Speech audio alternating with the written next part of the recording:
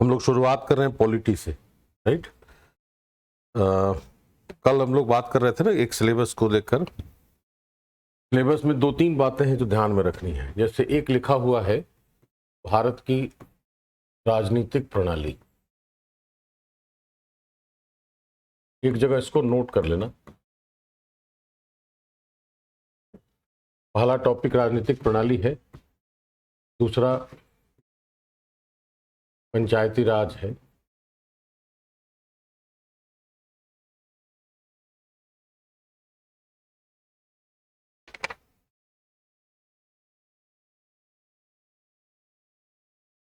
ठीक है। अब लिखा हुआ तो यही दो टॉपिक है। राजनीतिक प्रणाली की जहां तक बात आएगी, इसको पढ़ने के लिए हमारे पास होना चाहिए भारत का संविधान,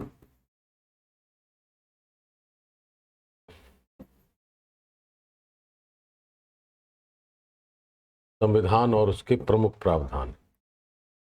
इस कारण से सिलेबस बड़ा हो जा रहा है ना। देखने से तो छोटा लग रहा है सिलेबस, दो ही टॉपिक है, लेकिन उस कारण से बड़ा हो जा रहा है।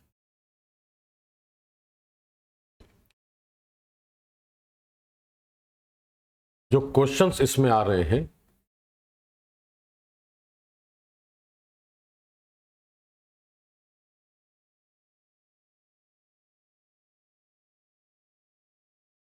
पहला है तथ्य आधारित,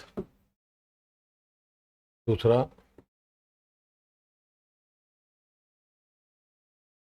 संकल्पना आधारित, और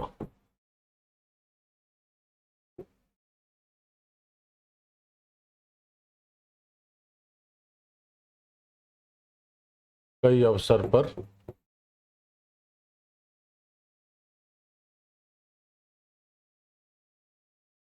विश्लेषण आधारित। सबसे पहले हम लोगों को फोकस करना है इन्हीं दोनों पर, फैक्ट बेस्ड और कॉन्सेप्ट बेस्ड। कॉन्सेप्ट का मतलब हो गया यहां इसमें पारिभाषिक शब्दावली, डेफिनेशन जिसका होगा, वैसे टर्म भी इंक्लूड हो सकते हैं, है ना। तो दोनों तरह के प्रश्न हो सकते हैं, बेसिक कॉन्सेप्ट वाले भी और डेफिनेशन वाले, सीधे सीधे परिभाषा पूछ दी जाए। तो मोस्टली जो हमारा क्वेश्चन है वो इन्हीं दोनों पर फोकस्ड है, ठीक है। कल हम लोग बात कर रहे थे ना एक चीज की, किसी भी टॉपिक को पढ़ने के लिए कोई भी टॉपिक अगर ले लें, उसको सबसे अच्छा तरीका होता है पढ़ने का, उसके चार भाग बांट दें। एक है उसकी संकल्पना, कॉन्सेप्ट उसका क्या है। दूसरा है उसका फैक्ट्स, या उसमें अगर कोई आंकड़ा है तो फिगर, अगर है फिगर को ऐड कर दिया जा सकता है। तीसरा हो सकता है उसका विश्लेषण हो सकता है, और चौथा है समसामयिक, मतलब करंट, अगर कोई करंट डेवलपमेंट है तब। जैसे सपोज एक उदाहरण दे रहा हूं कि प्रिएम्बल पढ़ते हैं हम लोग, उद्देशिका पढ़ते हैं अगर, तो उसका कॉन्सेप्ट, फैक्ट्स, एनालिसिस तो कर लिए। अभी जैसे सुप्रीम कोर्ट में एक पिटीशन फाइल किया गया है कि उद्देशिका में जो समाजवादी और पंथ निरपेक्ष शब्द है उसको हटाया जाना चाहिए। वो न्यूज़ में आ गया, तो वो हमारे लिए जैसे क्वेश्चन क्या बन जाएगा कि अभी हाल में किन शब्दों को हटाने की बात कही गई है उद्देशिका से। तो पंथ निरपेक्ष, समाजवादी दो शब्द है। तो किसी भी टॉपिक में अगर ये चार पॉइंट हमने कवर कर लिए तो क्वेश्चन छूटने का कोई प्रश्न नहीं उठता, क्वेश्चन नहीं छूटेगा। कोई भी टॉपिक किसी भी विषय में, वो केवल नॉट ओनली इन पॉलिटी, कोई भी टॉपिक होगा किसी भी सब्जेक्ट का, उसको चार पार्ट में बांट देंगे तो हर चीज हमारे पास उसकी समझ में आ जाती है, और उससे क्वेश्चन छूटने का कोई सवाल नहीं। दैट इज द एडवांटेज, है ना। तो इसी पैटर्न पर हम लोग काम करेंगे क्लास में, है ना, ताकि छोटी भी चीज अगर कोई है तो वह हमारे सामने से ओवरलुक नहीं करें हम उसको, और हर छोटी बड़ी चीज पर हमारी नजर जाए, इस पर वो फोकस करेंगे हम, है ना, ताकि एक भी क्वेश्चन हमारे लिए नहीं छूटेगा। दूसरा क्या होगा कि अगर पार्ट वाइज कर दिया है तो उसको याद रखना बहुत आसान होगा, है ना। एक शीट पर अगर बना लिया नोट्स हमने, तो उसको याद रखना, बार बार देखते हैं ना, याद रखना बहुत आसान होगा, अलग से उसको रटने की जरूरत नहीं पड़ेगी, समझ में भी आ जाएगा। तो बहुत सारे क्वेश्चन ऐसे हो सकते हैं जिसकी भाषा वहीं की वहीं समझनी हो एग्जाम हॉल के अंदर, तो वो समझ में भी आ जाएगा, याद भी हो जाएगा। तो अलग से हमें कोई अतिरिक्त मेहनत करने की जरूरत नहीं। That is the advantage. इस तरीके से पढ़ने का एडवांटेज वही है कि हमें अलग से मेहनत करने की जरूरत नहीं इसको चीजों को याद रखने के लिए, ठीक है ना। अब इसको समझने के लिए हमें कुछ बातें बुनियादी समझनी है। जैसे जो हमारा शब्द है, इसी को पहले एक्सप्लेन कर देता हूं मैं। जो सिलेबस है ये तो मान लिया सुना होगा पंचायतों के बारे में, पंचायत तो सुना ही होगा ना, गांव में सुना है ना पंचायत। पंचायत तो बाद में करते हैं। राजनीतिक प्रणाली क्या होती है, उसके बाद आते हैं संविधान, और उसके हिसाब से फिर आगे बढ़ते हैं। सिलेबस को समझना ज्यादा पहले सबसे महत्वपूर्ण है।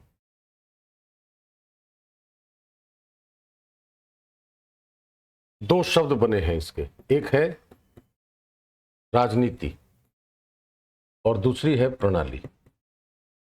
अंग्रेजी में क्या कर रहे हैं इसको, पॉलिटिक्स, इसको कर रहे हैं सिस्टम, ठीक। राज का क्या मतलब होगा, सरकार। नीति का मतलब हो गया पॉलिसी, है ना। इसको डिफाइन कर सकते हैं कि राज्य द्वारा नीतियों का निर्माण और उनका या उनको लागू करने वाली संकल्पना है यह। Politics is the concept of policy making and policy implementation. नीति बनाएगा भी राज्य और उसको लागू भी करेगा। नीति जैसे राष्ट्रीय पर्यावरण नीति है, जनसंख्या नीति है, औद्योगिक नीति है, तो कोई भी नीति बनाएगा उसको लागू करेगा। ये पूरी की पूरी संकल्पना को हम कहते हैं राजनीति।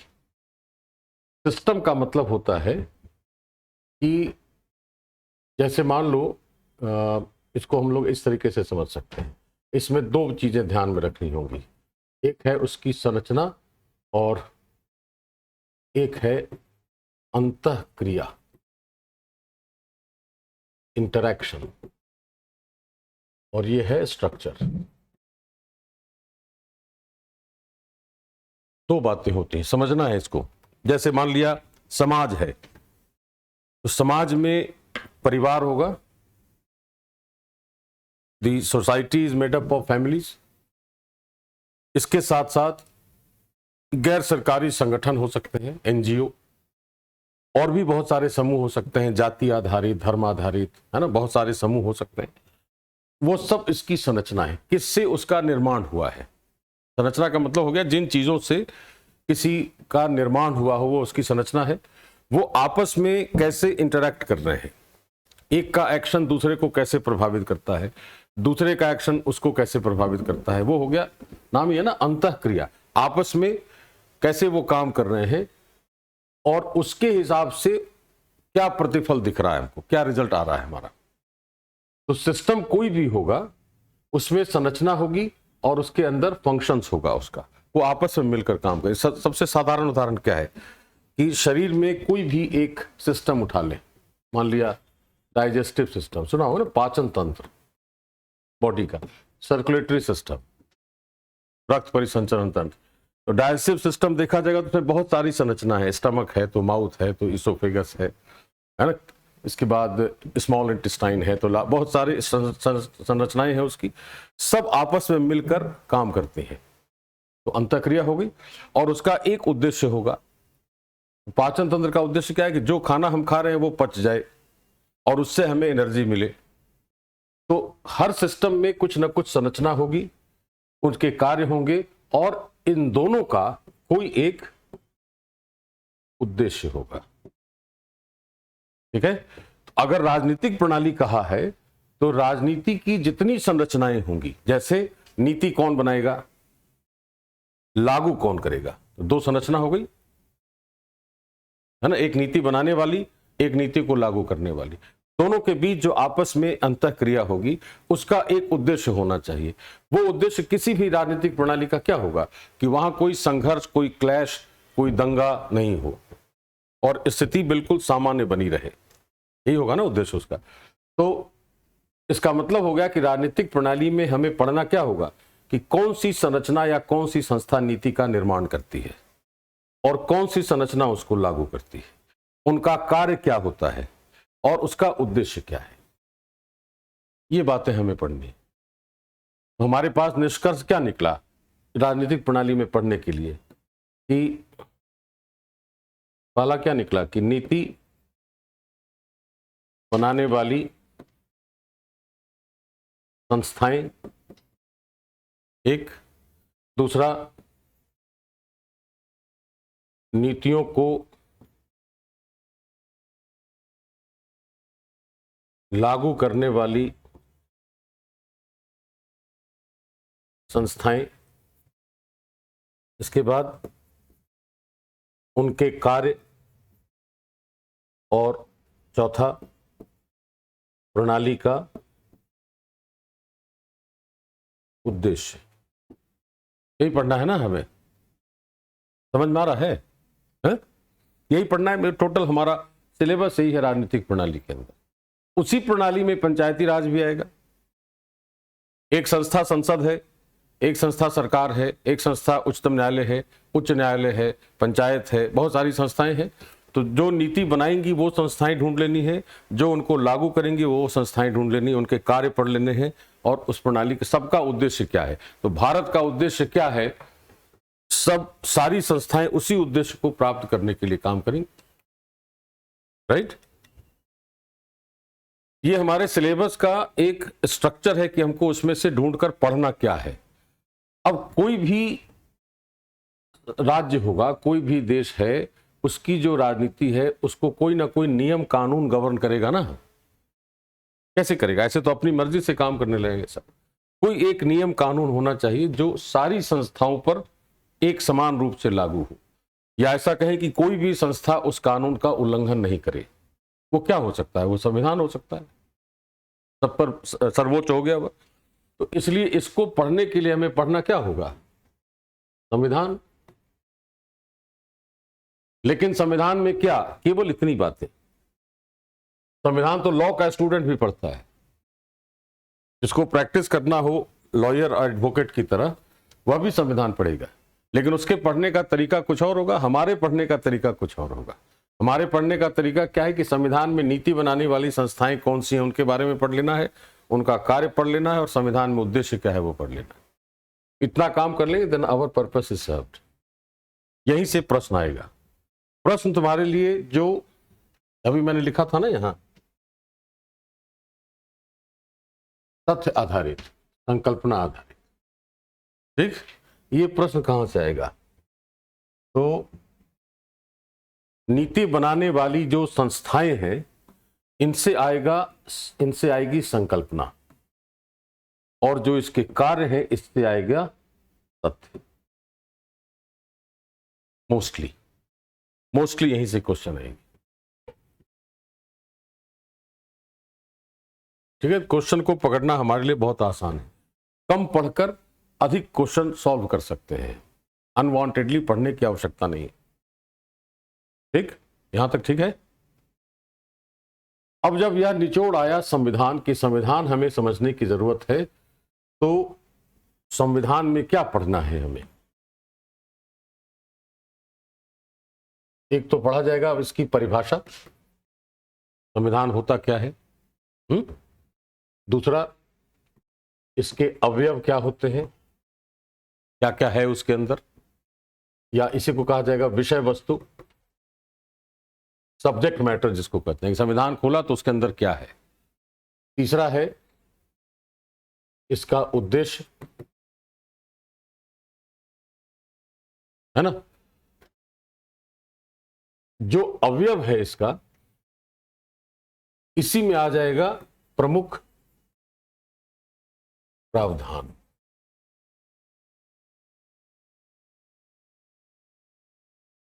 इसके साथ साथ हमें क्या पढ़ना है? इसकी विशेषताएं, फीचर्स क्या है इसके, गुण क्या है इसके, और इसके स्रोत क्या है,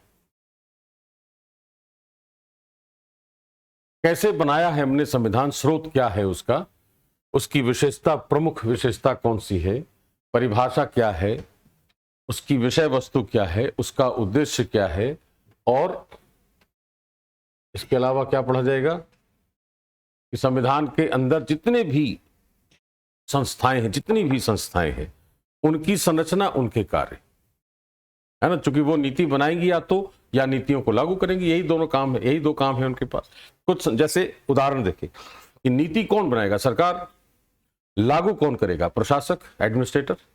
तो जिसमें जाना है तुमको वो प्रशासन है, तो नीति को लागू करने वाला कार्य प्रशासक का है, नीति बनाने का कार्य सरकार करेगा, या तो केंद्र सरकार करे या राज्य सरकार करे, राइट। तो जो लागू कर रहा है प्रशासन, उसकी समझ होनी चाहिए। अभी मैंने क्या कहा कि लागू करने वाले जितने भी एरिया है वहां से क्वेश्चन आएंगे तथ्य आधारित, क्योंकि उसको यह देखना है कि जो व्यक्ति इस प्रशासन में आ रहा है उसको उतनी जानकारी है या नहीं, तो वो तथ्य पूछा जाएगा। और कुछ बातें बुनियादी तौर पर हमें समझ में आनी चाहिए जो उसकी संकल्पना में आएगा, जो सरकार से रिलेटेड है वह, या संकल्पना से रिलेटेड है वह। तो प्रश्न बहुत आसानी से हमारे पास फिल्टर हो जाता है। एक हो गया परिभाषा। अब इसमें पढ़ा जाएगा कितने प्रकार का संविधान हो सकता है, और भारत का संविधान किस तरह का संविधान है ना। इतनी बातें हमें पढ़नी है संविधान के अंदर, छोटी छोटी, राइट। अब एक एक करके पिकअप करेंगे, है ना। पहले संविधान क्या है, भारत के संविधान का निर्माण, अगर इतिहास पढ़ा है तो कॉन्स्टिट्यूएंट असेंबली पढ़ा होगा, संविधान सभा कैसे बनी, और संविधान सभा ने कैसे बनाया संविधान को, और उसका उद्देश्य पहले पढ़ लिया जाएगा कि उसका उद्देश्य क्या है, फिर प्रकार पढ़ा जाएगा, तब पढ़ा जाएगा विशेषताएं, और विशेषताओं के बाद वो विशेषता हमने कहां से ली है, स्रोत पढ़ा जाएगा। तो तरीका हमारे पढ़ने का होगा, पहले परिभाषा, है ना, उसके बाद उसके प्रकार, उद्देश्य, उसके आधार पर हम उसकी विशेषताएं तय करेंगे। और विशेषता जब तय हो जाएगी कि भारत का संविधान ऐसा है, तब वो ऐसा हमने बनाया तो उसके लिए हमने स्रोत कहां से चुने, क्या बातें हमने ब्रिटेन से ली हैं, कौन सी बात अमेरिका से ली है, कौन सी जर्मनी से ली है, वो फिर स्रोत पढ़ा जाएगा। और उसके बाद फिर संविधान के अंदर हम प्रवेश करेंगे, तब फिर आर्टिकल 1, 2, 3, 4 इस तरीके से। विषय वस्तु भी देख लें, कितना आर्टिकल है, क्या है, वो सारी। पहले हम लोग परिभाषा से शुरू करते हैं।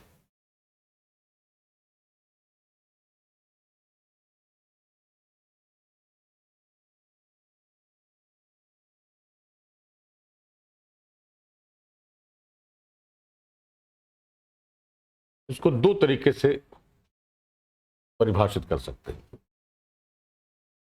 एक है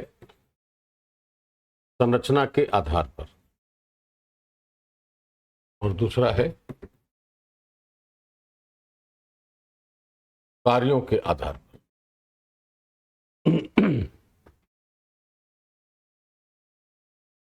संरचना का मतलब आना समझ, जिससे उसका निर्माण हुआ है वो है। तो संरचना के आधार पर दो तरीके की परिभाषा है। एक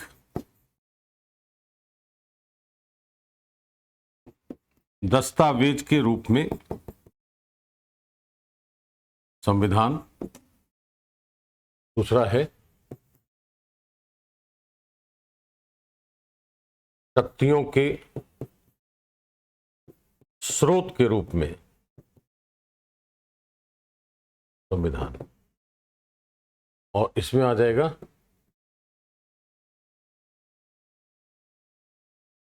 शक्तियों का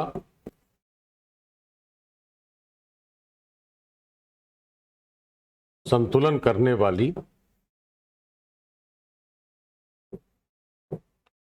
प्रणाली के रूप में।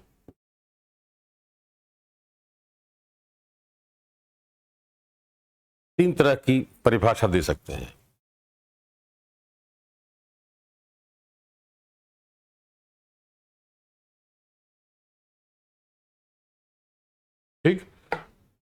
अब दस्तावेज के रूप में क्या है? डॉक्यूमेंट, बुक है हमारे पास यह, तो मैं लिखवा देता हूं, लिख लो इसको, मैं नोट करा देता हूं।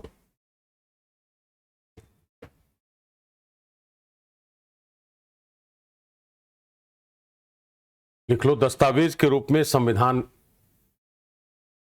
दस्तावेज के रूप में संविधान के अंतर्गत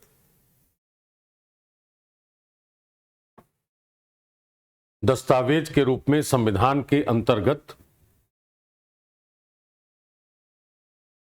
राज्य का स्वरूप, राज्य का स्वरूप, उसकी प्रकृति और उसके लक्ष्यों का या उद्देश्यों का, उद्देश्य ऐसे लिखो, क्या लिखा? राज्य की संरचना, उसकी प्रकृति और उसके उद्देश्यों का उल्लेख होता है। जैसे लिखा है भारत एक गणराज्य है या भारत लोकतंत्र है, तो बता रहा है कि भारत एक राज्य के रूप में कैसा है और उसकी प्रकृति क्या है, लोकतंत्र है कि राजतंत्र है कि क्या है, उसकी प्रकृति बताएगा वह, और उसके साथ साथ यह भी बताएगा कि उस राज्य का उद्देश्य क्या है। ये बातें अगर जहां लिखी गई हों उस दस्तावेज को कहेंगे संविधान। जैसे हमारे पास बेयर एक्ट होगा तो भारत का संविधान मैं बतलाऊंगा, वो खरीद लेना है ना, वो क्लास में लेके आना ताकि आर्टिकल्स देखने में आसानी। मेरे पास तो स्क्रीन पर है ना, तुम्हारे पास होना चाहिए हाथ में भारत का संविधान, एक इंग्लिश हिंदी दोनों वाला, बाइलिंगुअल, ताकि हिंदी शब्द को कई बार समझने में दिक्कत होगी तो अंग्रेजी शब्द से उसको देखा जा सकता है। ठीक है, तो दस्तावेज के तौर पर एक संविधान में इस तरह की बातें होंगी। दूसरा यह है शक्तियों के स्रोत के रूप में, यह लिखो, यह लिखो, लिखवाता हूं इसकी परिभाषा, शक्तियों के स्रोत के रूप में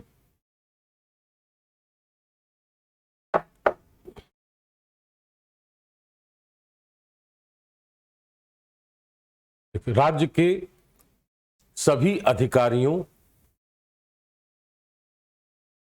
और संस्थाओं, राज्य के सभी अधिकारियों और संस्थाओं की शक्तियां या शक्तियों का उल्लेख, सभी अधिकारियों और संस्थाओं की शक्तियों का उल्लेख करने वाला दस्तावेज, जैसे संसद, न्यायपालिका, है ना, ये सब तो संस्थाएं हो गई। अधिकारी जैसे हो गया राष्ट्रपति, मंत्रिपरिषद, कौन क्या काम करेगा, उसकी शक्ति क्या होगी, उसका उल्लेख करेगा यह। तो संरचना दो तरीके से बन रही है, एक उसके राज्य के स्वरूप प्रकृति का उल्लेख करता है, दूसरा उसके अधिकारियों संस्थाओं की शक्तियों का उल्लेख करता है। अब इसको समझना है थोड़ा, ये तो सीधे सीधे, इसको समझने की जरूरत है। ये कैसे समझा जाएगा? जैसे राज्य में कौन रहेगा, तो एक तरफ तो सरकार है, एक तरफ नागरिक है ना। नागरिक, अगर मान लिया भारत का एग्जाम्पल ले कि हम लोग जितने भी हैं वो नागरिक है और एक सरकार है हमारी, तो सरकार के पास कार्य करने की बहुत सारी शक्तियां हैं। हमारे पास की शक्ति क्या है? तो हमारे अधिकार हैं, आवर फंडामेंटल राइट्स। जैसे अगर हम घर से बाहर निकले और पुलिस रोके कि नहीं आप नहीं जा सकते, तो हम उसको कहेंगे ना कि right to movement is my right. घर से बाहर जाना, किसी से बात करना, आप मुझे रोक नहीं सकते, मेरा अधिकार है यह। तो नागरिकों की शक्ति उसके अधिकार है और राज्य की शक्ति है कि वह किसी कानून को लागू करके हम पर रोक लगा सकती है। इस तरह की शक्तियां बटी हुई हैं। समस्या क्या होगी कि जब, कब समस्या हो सकती है कि जब राज्य अपनी शक्ति का दुरुपयोग करने लगे जबरन, या नागरिक अपने अधिकार का दुरुपयोग करने लगे, हम तोड़ फोड़ करने लग जाए, तो दोनों स्थितियां खराब हैं। तो तकनीकी रूप से उसको कहा जाता है कि अगर राज्य अपनी शक्ति का दुरुपयोग करता है अपनी इच्छा अनुसार, जो उसकी मर्जी हो, उसको कहते हैं स्वेच्छाचारिता। अपनी स्वेच्छा से कर रहा है वह, जो मन में आएगा वह करेगा। और जब नागरिक राज्य का विरोध करता है एक सीमा से ज्यादा, उसको कहते हैं अराजकता, एनार्की। कि हमने राज्य को मानने से इनकार कर दिया। मेरे अनुसार राज्य का, सरकार का कोई अस्तित्व नहीं है। मुझे जो इच्छा होगी मैं करूंगा एज ए सिटीजन। वही स्थिति राज्य की हो सकती है। तो संविधान का काम क्या होगा कि दोनों की शक्ति कहां तक प्रयोग में लाई जाएगी उसकी सीमा तय करेगा कि राज्य इस सीमा से आगे नहीं जा सकता और नागरिक इस सीमा से आगे नहीं जा सकता। जैसे अगर हमें बोलने का अधिकार है, इसका मतलब यह नहीं कि हम किसी को गाली देते,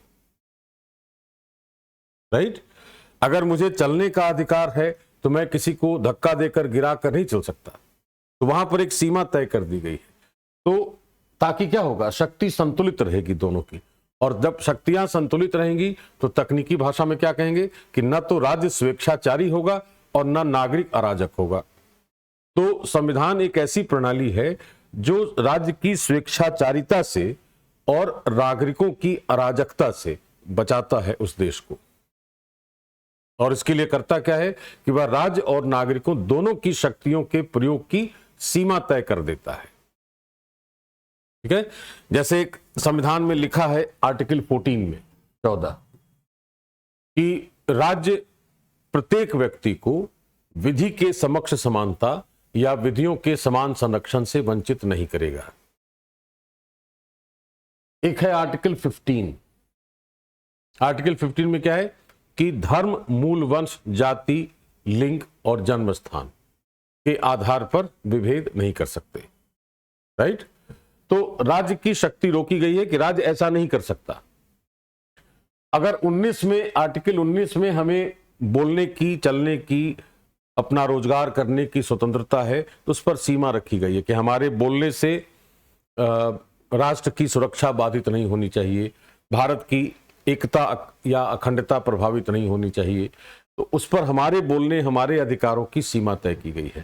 तो इस रूप में संविधान को कहा जाएगा कि उसका कार्य क्या है कि वह दोनों की शक्तियों के प्रयोग की सीमा तय करके और तब दोनों की शक्तियों का संतुलन करता है, ताकि ना तो राज्य स्वेच्छाचारी हो और ना ही नागरिक अराजक हो। आया समझ में? आया? आ गया समझ में? इसको लिख लो, लिखवाता हूं। तीसरा जो है यह कि संविधान वह प्रणाली है जो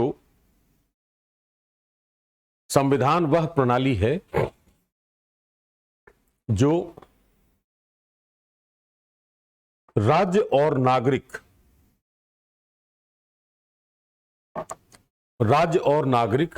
दोनों की ही शक्तियों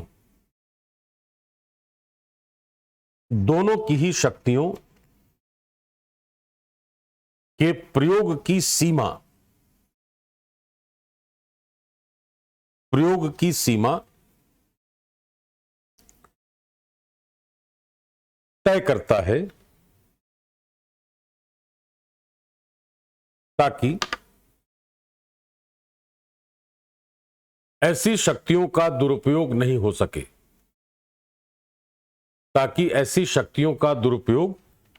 सके।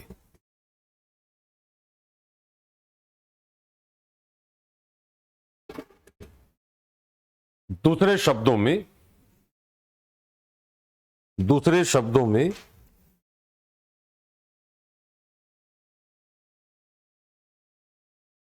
ऐसी सीमा तय होने के कारण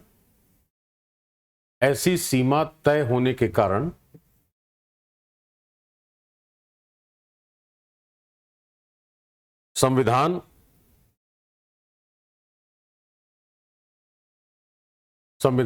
राज्य को स्वेच्छाचारी, अपनी इच्छा से कार्य करने वाला, स्वेच्छाचारी का मतलब होता है, अंग्रेजी में इसको कहते हैं आर्बिट्ररी।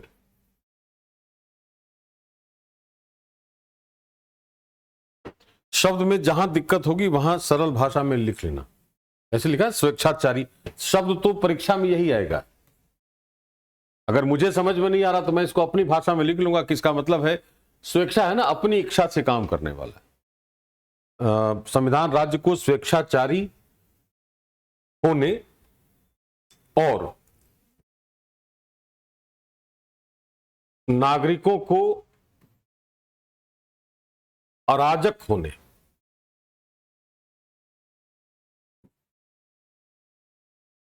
अराजकता को अंग्रेजी में कहते हैं एनार्की, मतलब राज्य का विरोध, राज्य का विरोध कर दिया, नागरिकों को अराजक होने से बचाता है।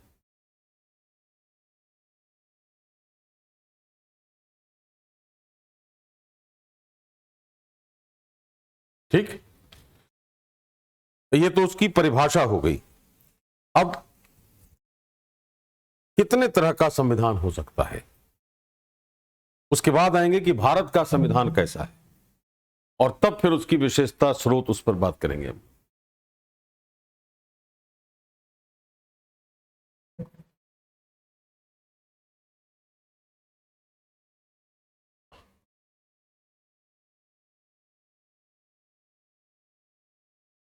जैसे सबसे पहला इसको हम बांट सकते हैं विचारधारा के आधार पर।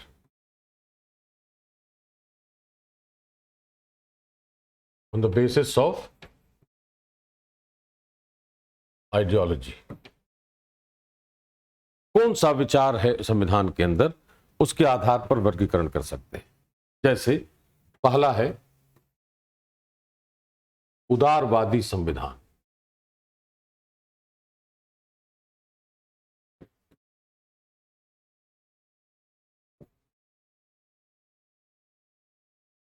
Liberal constitution.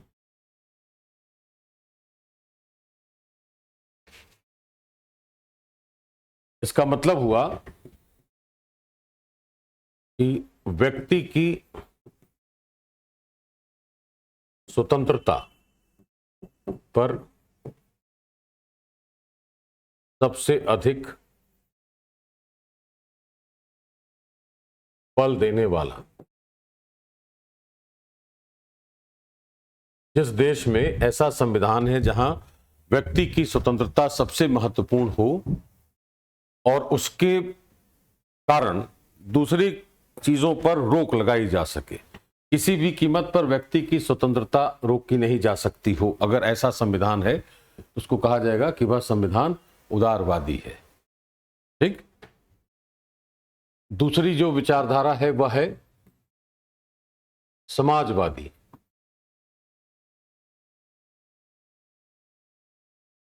Socialist constitution, Samajwadi संविधान।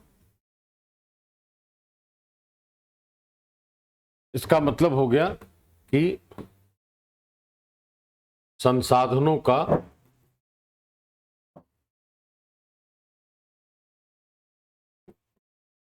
समता मूलक, इसको कहते हैं जिसकी जितनी आवश्यकता है, आवश्यकता अनुसार वितरण को या वितरण पर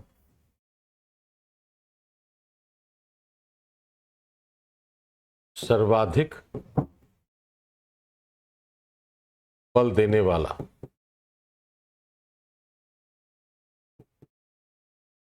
संविधान। जिस व्यक्ति की जितनी आवश्यकता है, उस संसाधन में क्या होगा, आर्थिक भी हो सकता है, सामाजिक हो सकता है, जैसे सबको शिक्षा मिलती रहे, सबका स्वास्थ्य बेहतर हो, रोजगार सबके लिए उपलब्ध हो, वो सारे संसाधन जिसकी जैसी आवश्यकता है उसके हिसाब से मिलना चाहिए। अगर उस पर बल दे रहा है तो उस संविधान को कहा जाएगा समाजवादी संविधान। ठीक, तीसरा है साम्यवादी। ये लिख लिया, लिख लो। तीसरा लिख रहा हूं यहां, साम्यवादी या कम्युनिस्ट।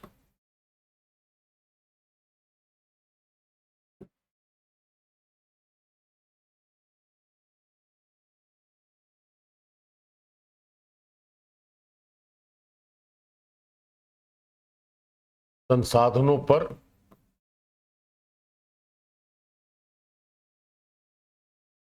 निजी स्वामित्व के बदले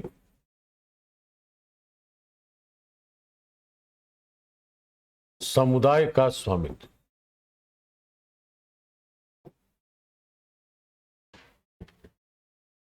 एक व्यक्ति की संपत्ति नहीं है, पूरे समाज की संपत्ति है वह।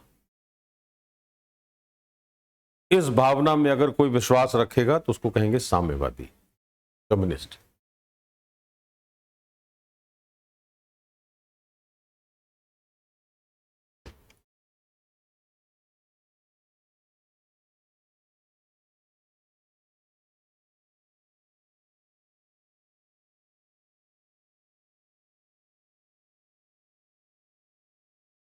राइट, जैसे उदाहरण क्या होगा इसका, मान लिया कि हमने, भारत का उदाहरण लें कि हमने, किसी व्यक्ति ने जमीन खरीदी मान लो, तो उसके नाम से रजिस्टर हो गया, रजिस्ट्री हो जाती है जमीन की, और वह उसका स्वामी है जिसके नाम से रजिस्ट्री हो गई। अगर राज्य को कभी ऐसा लगता है कि वहां पर देश की सुरक्षा के लिए कोई काम करना है, वो जमीन हमसे ले सकती है ना, सरकार मुआवजा दे देगी, लेकिन जमीन लेने का अधिकार सरकार को है। इसका मतलब है कि संपत्ति तो है हमारे पास, लेकिन एक खास समय तक के लिए ही हो सकती है। अगर राज्य को जरूरत पड़ेगी तो राज्य वो संपत्ति मुझसे ले सकता है। कारण क्या है कि उस पर निजी स्वामित्व तो नहीं है, समुदाय का स्वामित्व तो। सभी लोगों की सुरक्षा को ध्यान में रखकर एक व्यक्ति की संपत्ति ली जा सकती है, उसके बदले उसको हम उतना धन या उतनी राशि दे देंगे जिससे कि उसके जीवन यापन में कोई समस्या नहीं हो, ठीक है, उसको मुआवजा दे देंगे। लेकिन अगर उसके बिना काम नहीं चल सकता तो वह संपत्ति सरकार ले सकती है, ठीक। तो निजी स्वामित्व तो नहीं रहेगा, एक व्यक्ति की संपत्ति नहीं है, वो सारे लोगों की संपत्ति है उस देश की। ऐसा उल्लेख करने वाला अगर कोई संविधान है तो कहा जाएगा कि वह संविधान साम्यवादी है, कम्युनिस्ट है। जैसे चीन का संविधान है, Chinese constitution is communist, our constitution is socialist also, liberal also.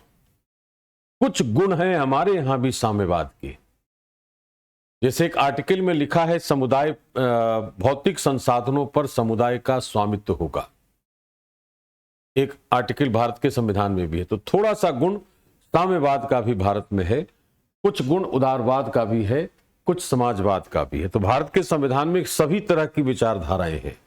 लेकिन चीन का संविधान है वो उदारवादी नहीं है, चीन का संविधान प्योरली कम्युनिस्ट है। अमेरिका का संविधान देखेंगे तो प्योरली लिबरल है ना। तो भारत के संविधान की विशेषता है वह कि एक से अधिक विचारधारा उसमें जोड़ी गई है।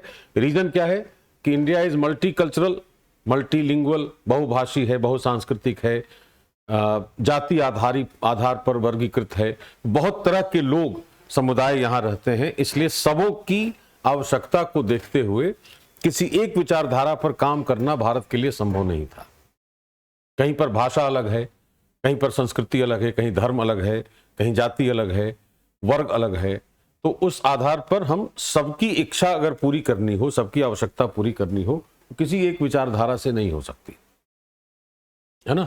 तो हमने अपने संविधान में एक से अधिक विचारधाराएं रखी है, लेकिन अलग अलग राष्ट्रों में अलग अलग तरह की विचारधारा होगी, राइट। और चौथा जो इसका वर्गीकरण है विचारधारा के आधार पर, उसको कहते हैं लोकतांत्रिक संविधान, डेमोक्रेटिक कॉन्स्टिट्यूशन।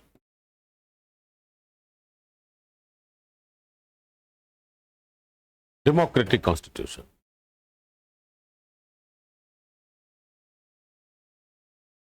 इसमें लिखा जाएगा कि समानता और न्याय पर सबसे अधिक बल देने वाला संविधान, समानता और न्याय पर सबसे अधिक बल देने वाला संविधान।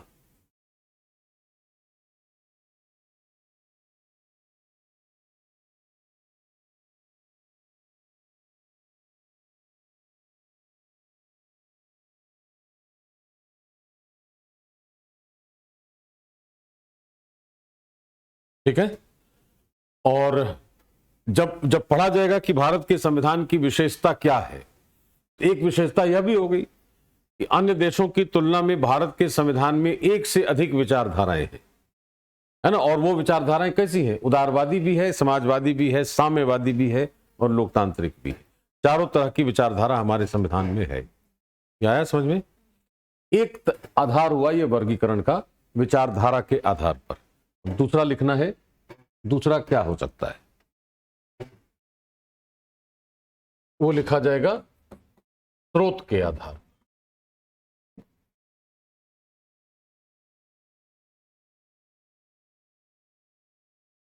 ऑन द बेसिस ऑफ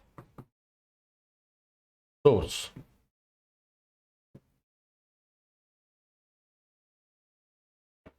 तीन तरह के संविधान हो सकते हैं इसमें। एक को कहते हैं प्रदत्त या ग्रांटेड, दूसरे को कहते हैं अधिनियमित या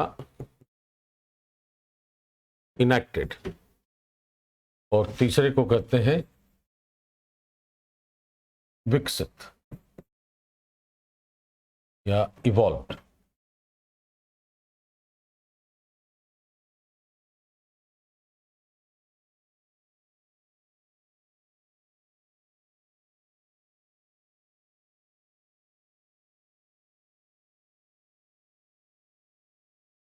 प्रदत्त का मतलब हो गया, या ग्रांट का मतलब हो गया हमने बनाकर किसी और को दे दिया है। तो कोई एक, जैसे मान लो पहले शासक होता था, राजा, बादशाह, सुल्तान, उसने अपने राज्य में एक कानून बनाया अपने हिसाब से, और यह कहा कि आज से हमारे राज्य में यही कानून लागू होगा। राजा लोग ऐसे ही करते थे ना, जिसकी जो इच्छा हो। तो उसने उसी को मान लिया, कहा नियम कानून बना दिया, तो एक तरीके से संविधान है वह। तो किसी ने बनाकर अपने हाथ से बनाया संविधान, अपनी इच्छा अनुसार, अपने आवश्यकता के हिसाब से संविधान बनाया और जनता पर लागू कर दिया उसको। अब जनता को वो पसंद है या नहीं पसंद है, इससे उसको कोई मतलब नहीं। ठीक है, वो या तो तानाशाही हो सकता है, या निरपेक्ष राजतंत्र जिसको कहते हैं, जहां राजा ही सर्वोपरि है, वह हो सकता है। इस तरह के राज्यों में ऐसे संविधान देखने को मिलेंगे। तो राजतंत्र तो लगभग नहीं है उस तरह का जो पहले होता था, लेकिन तानाशाही अभी के विश्व में देखें तो नॉर्थ कोरिया है ना, एक कंट्री है जो तानाशाही है, किम जोंग। तो अब नॉर्थ कोरिया में कोई भी व्यक्ति कार्य करेगा, वह कार्य उसी तानाशाह की इच्छा के हिसाब से होना है। अगर वो उसको नहीं भी पसंद है, then he can't do anything, व्यक्ति कुछ नहीं कर सकता उसमें। तो ऐसे राष्ट्र जहां पर किसी शासक ने संविधान बनाकर जनता पर लागू कर दिया है, उन संविधानों को कहते हैं प्रदत्त। ठीक है, अधिनियमन का एक जो शब्द है, इसको कहते हैं अधिनियमन। शब्द है अधिनियमन, इनेक्टमेंट। अधिनियमन का मतलब होता है किसी दस्तावेज को कानून का दर्जा देना।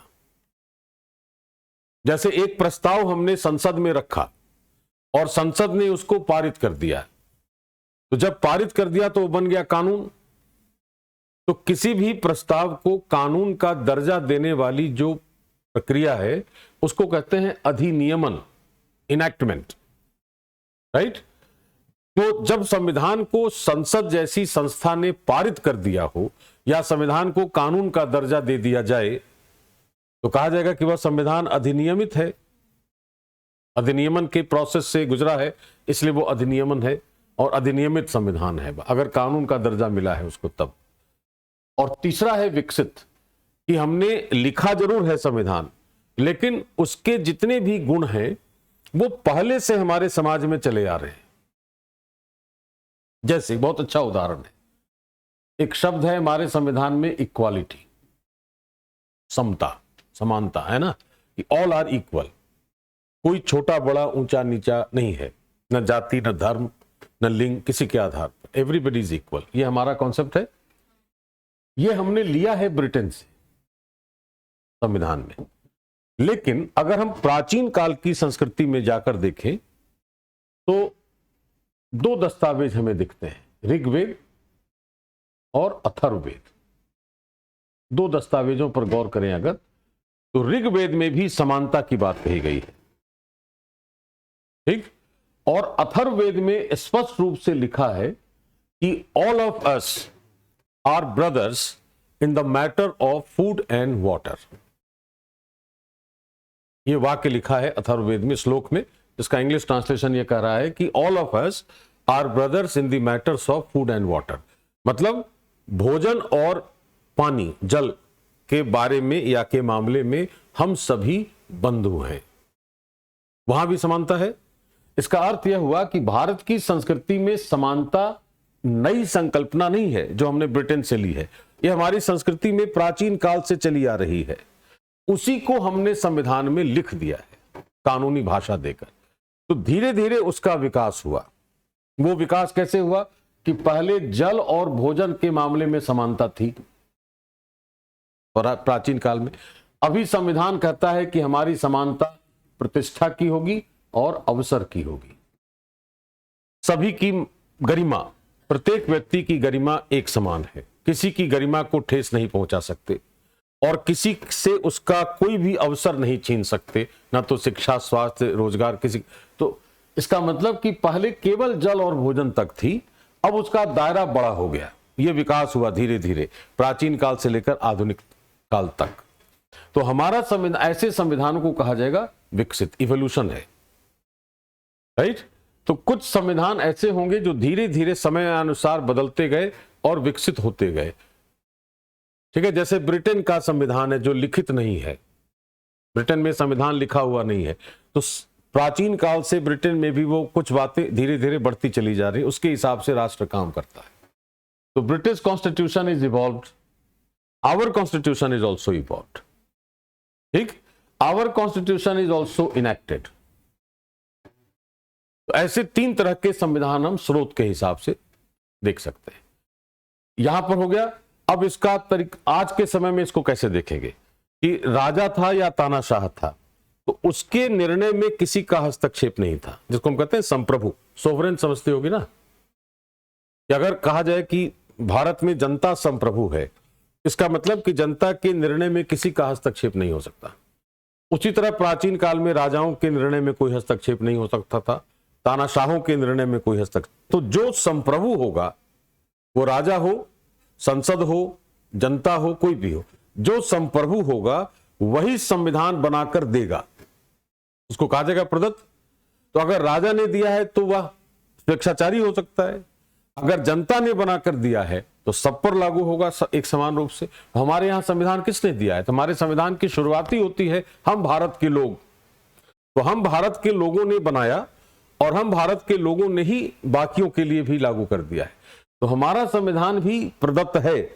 अंतर क्या है कि हमने राजाओं की तरह संविधान नहीं बनाया, हमने लोकतांत्रिक संविधान बनाया है, जनता ने बनाया और जनता ने ही उसको सौंपा है। तो प्रदत्त संविधान का भी गुण हमारे संविधान में है। अधिनियमित तो है ही, और अगर हम इसका उदाहरण ले लेंगे तो विकसित भी है।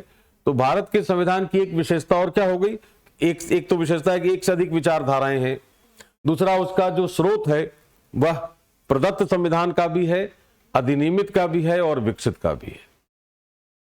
क्लियर हुआ? अब उसमें लिखना है, लिख लो क्या करना है, प्रदत्त के अंदर लिख लो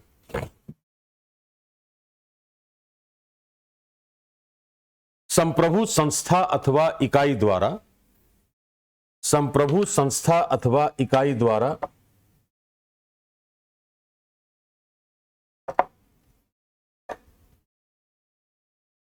दिया गया संविधान, इकाई द्वारा दिया गया संविधान। दूसरा पॉइंट इसी में लिखना है,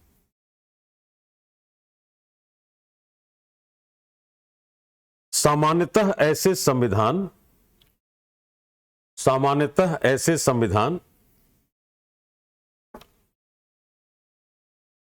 राजतंत्रों और तानाशाहियों में देखे जाते हैं, राजतंत्रों और तानाशाहियों में देखे जाते हैं, लेकिन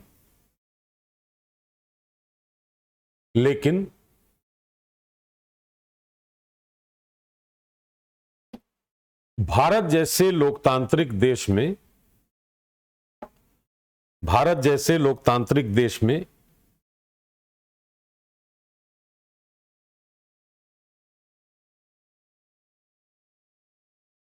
जनता के संप्रभु होने के कारण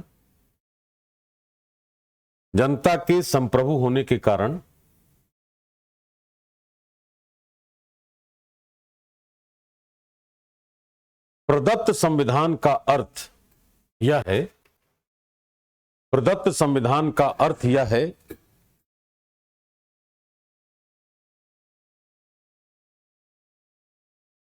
कि उसका निर्माण जनता द्वारा ही किया गया है, उसका निर्माण जनता द्वारा ही किया गया है। स्पष्ट हुआ? दूसरा है अधिनियमित।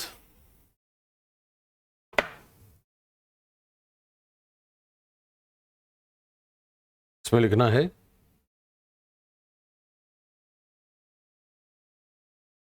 विधायिका द्वारा, विधायिका मतलब कानून बनाने वाली संस्था, लेजिस्लेचर, विधायिका द्वारा पारित किए गए संविधानों को, विधायिका द्वारा पारित किए गए संविधानों को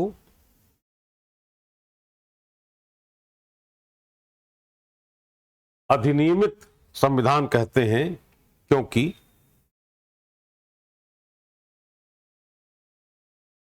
अधिनियमित संविधान कहते हैं क्योंकि उन्हें कानून का दर्जा प्राप्त होता है। उन्हें कानून का दर्जा प्राप्त होता है।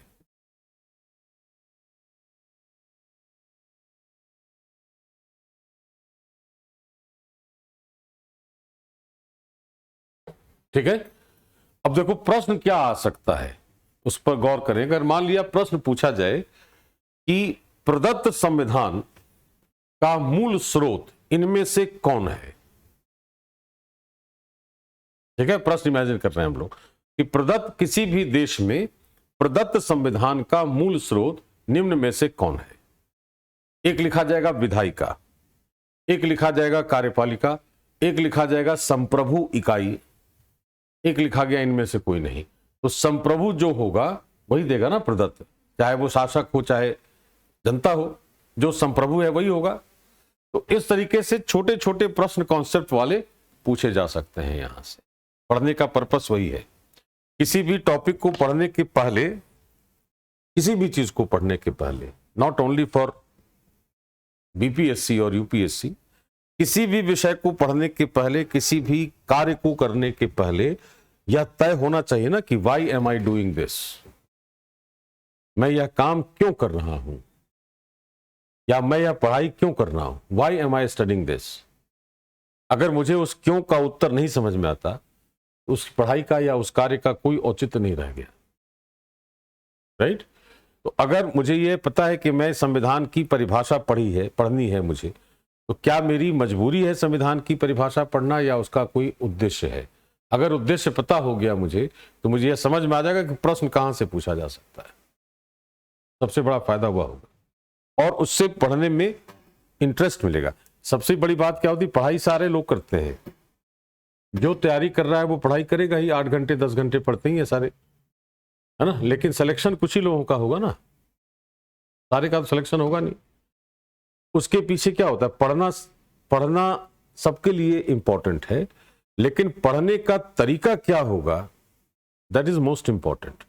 मुझे किताब दे दी जाए, मैं उस किताब को कहां से शुरू करूं, उसके प्रीफेस से, उसकी बिब्लियोग्राफी से जहां से ऑथर ने रेफरेंस लिया है, बीच के किसी चैप्टर से, पहले चैप्टर से अंतिम चैप्टर, कहां से शुरुआत करें।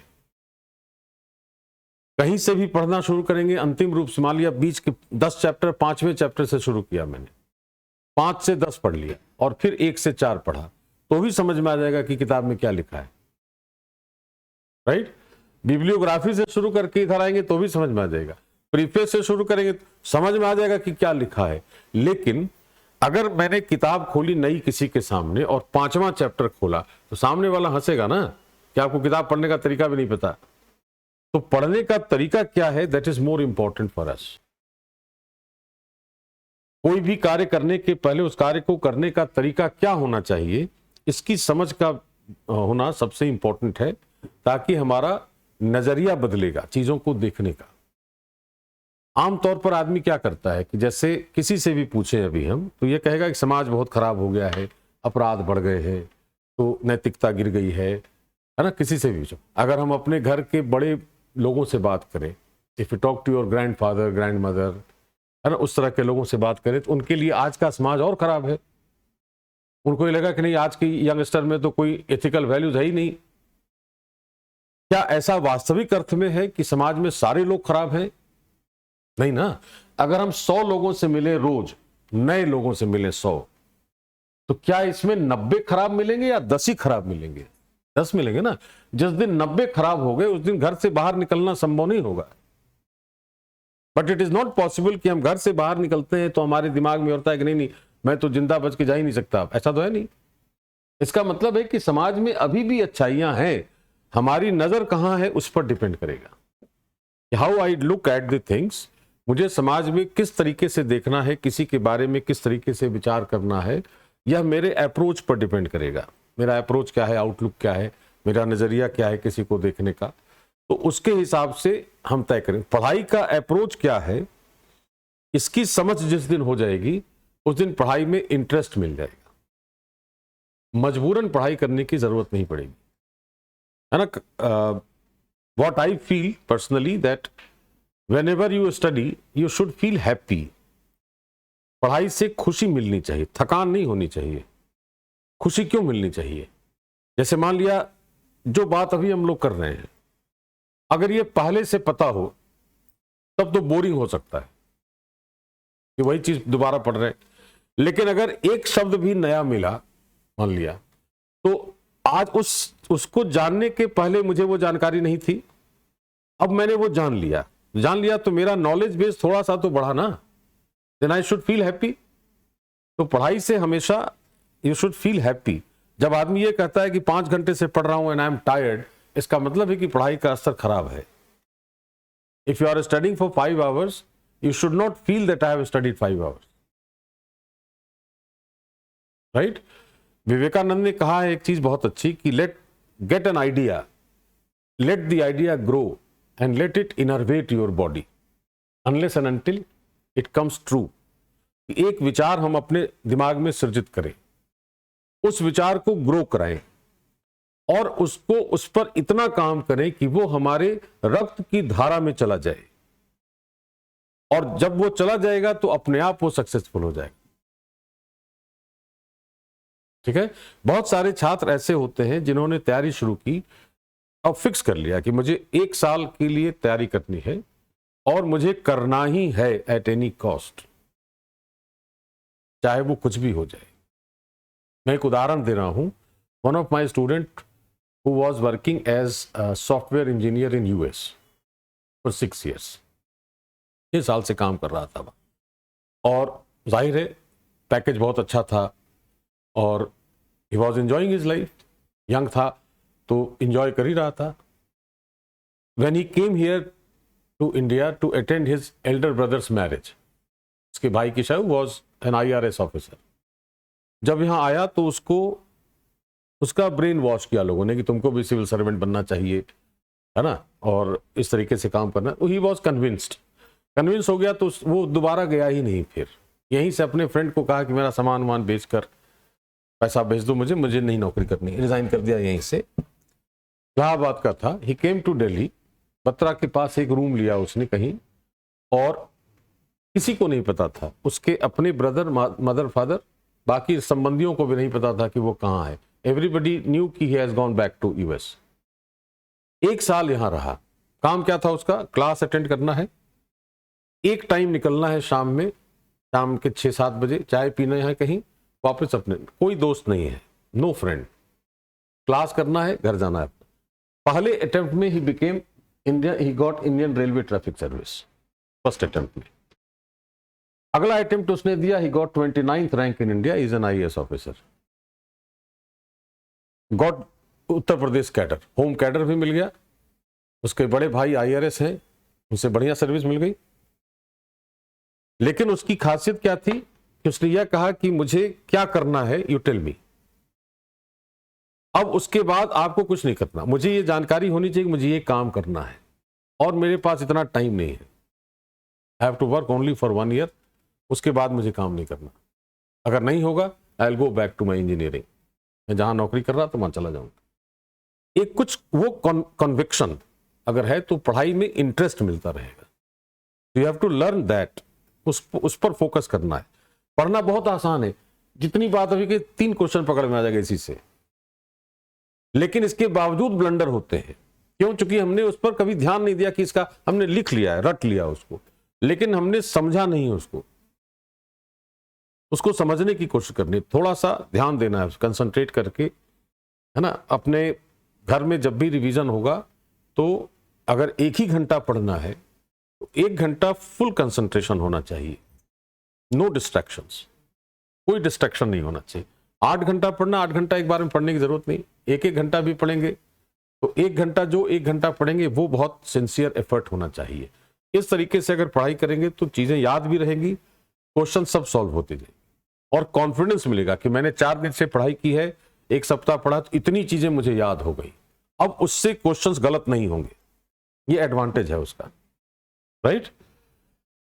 ये 2 चीजें आ गई समझ, कैसे स्रोत के आधार पर क्या है, विचारधारा क्या था। तीसरा जो वर्गीकरण होगा वो लिखो।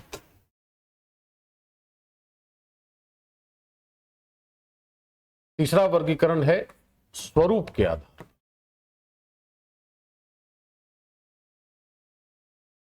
On the basis of form.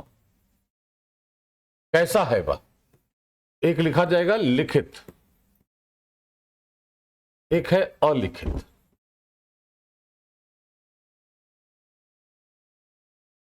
इसके बाद है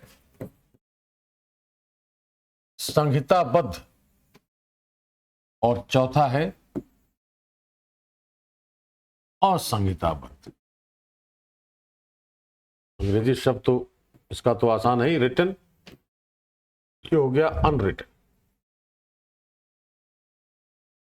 ये है कोडिफाइड और ये है अनकोडिफाइड। 4 तरह के संविधान हो गए स्वरूप के आधार पर, लिखित, अलिखित, संहिताबद्ध, असंहिताबद्ध।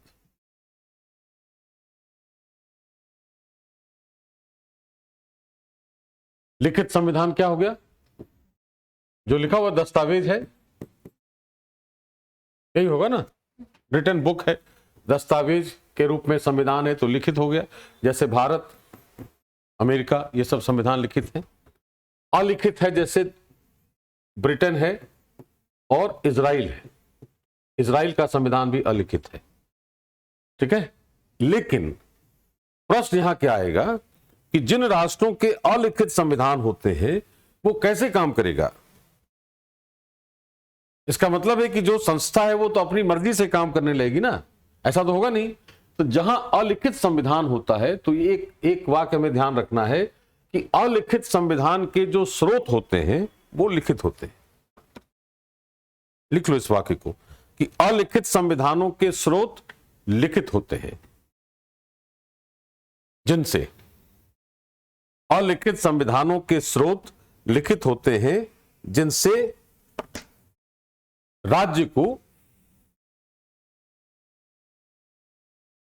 राज्य को कार्य करने की प्रेरणा मिलती है, जिनसे राज्य को कार्य करने की प्रेरणा मिलती है।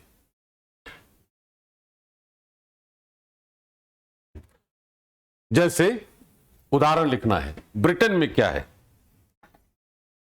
ब्रिटेन में क्या है,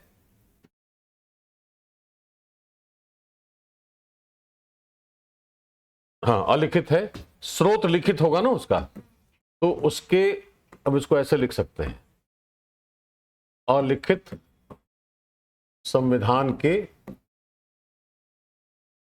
प्रमुख लिखित स्रोत कौन से हैं।